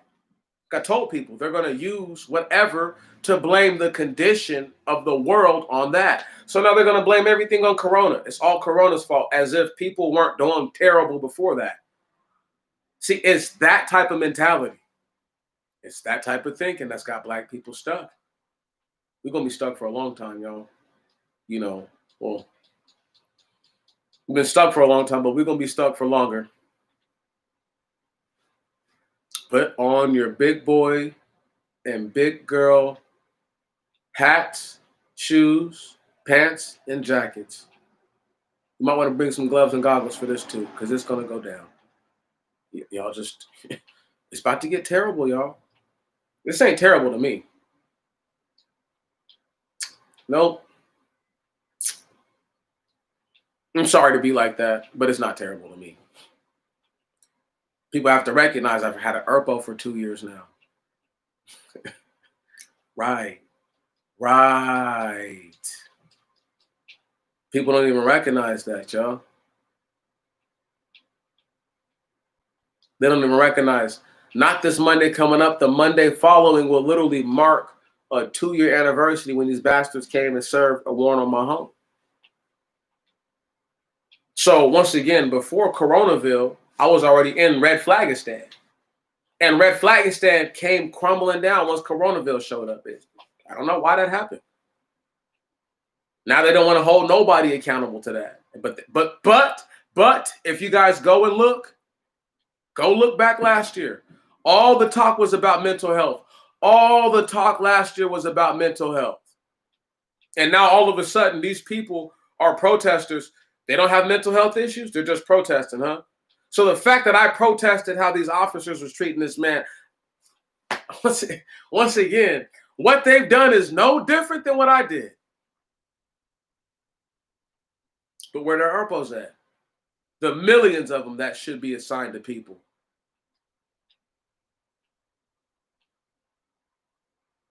It's going to, it's going to keep bringing them down because corporate greed, as long as people believe that it's going to get better, they're going to practice the same felonious, the same erroneous, right on, and just the outright poor and wrong practices that put people in the questionable and precarious positions that they should have never been in, that they are in right now. Try to say that black people getting Coronaville at higher rates than everybody else. I don't know any black people that have had coronavirus. I'm not going to knock on wood. I'm not going to clap my hands. I'm not going to do nothing. I speak that. That's life. I don't know any black people that have had coronavirus. We're going to end on this note, y'all. They keep, like I said, when I made my first COVID video, they're going to tell us that all these people are dying. I want to know. Show me the numbers last year of how many people had died naturally in the U.S. around the same time. Just show me. Show me how many people have died naturally since Corona's happened. Since y'all are able to keep track of every single one of these deaths so damn good, you should have been able to keep track of all the other natural deaths so damn even better. Right. I want y'all to ask yourselves that. How many black people do you know that have actually got this disease and died from it on top of that? It's deep. You got a better chance of getting bed bugs than you do coronavirus, y'all. All right? You got a better chance of seeing a homeless person whose nasty critters jump off their clothes and onto yours than you do getting corona. All right? You got a better chance of look, I'm being dead ass serious. With no flight of stairs in your house, you have a better chance of falling down a whole flight of stairs and breaking your neck that don't even exist.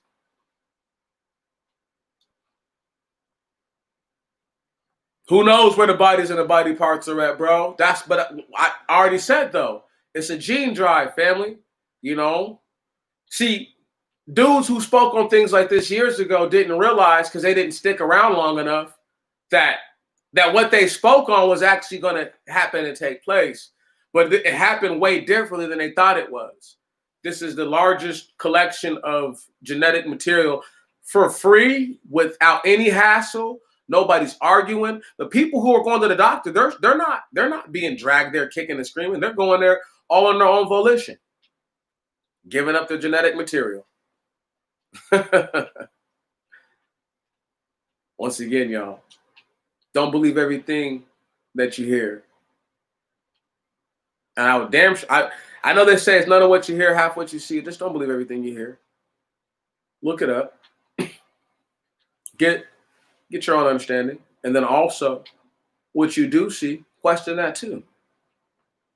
Could all just be a facade. It could all just be a show. A complicated ruse, if you will. Brothers and sisters, if you know better to do better, then that means that you will be in a better position. It will make you better. You have no choice. You have no choice but to be better if you are knowing to do better. I love my brothers and sisters.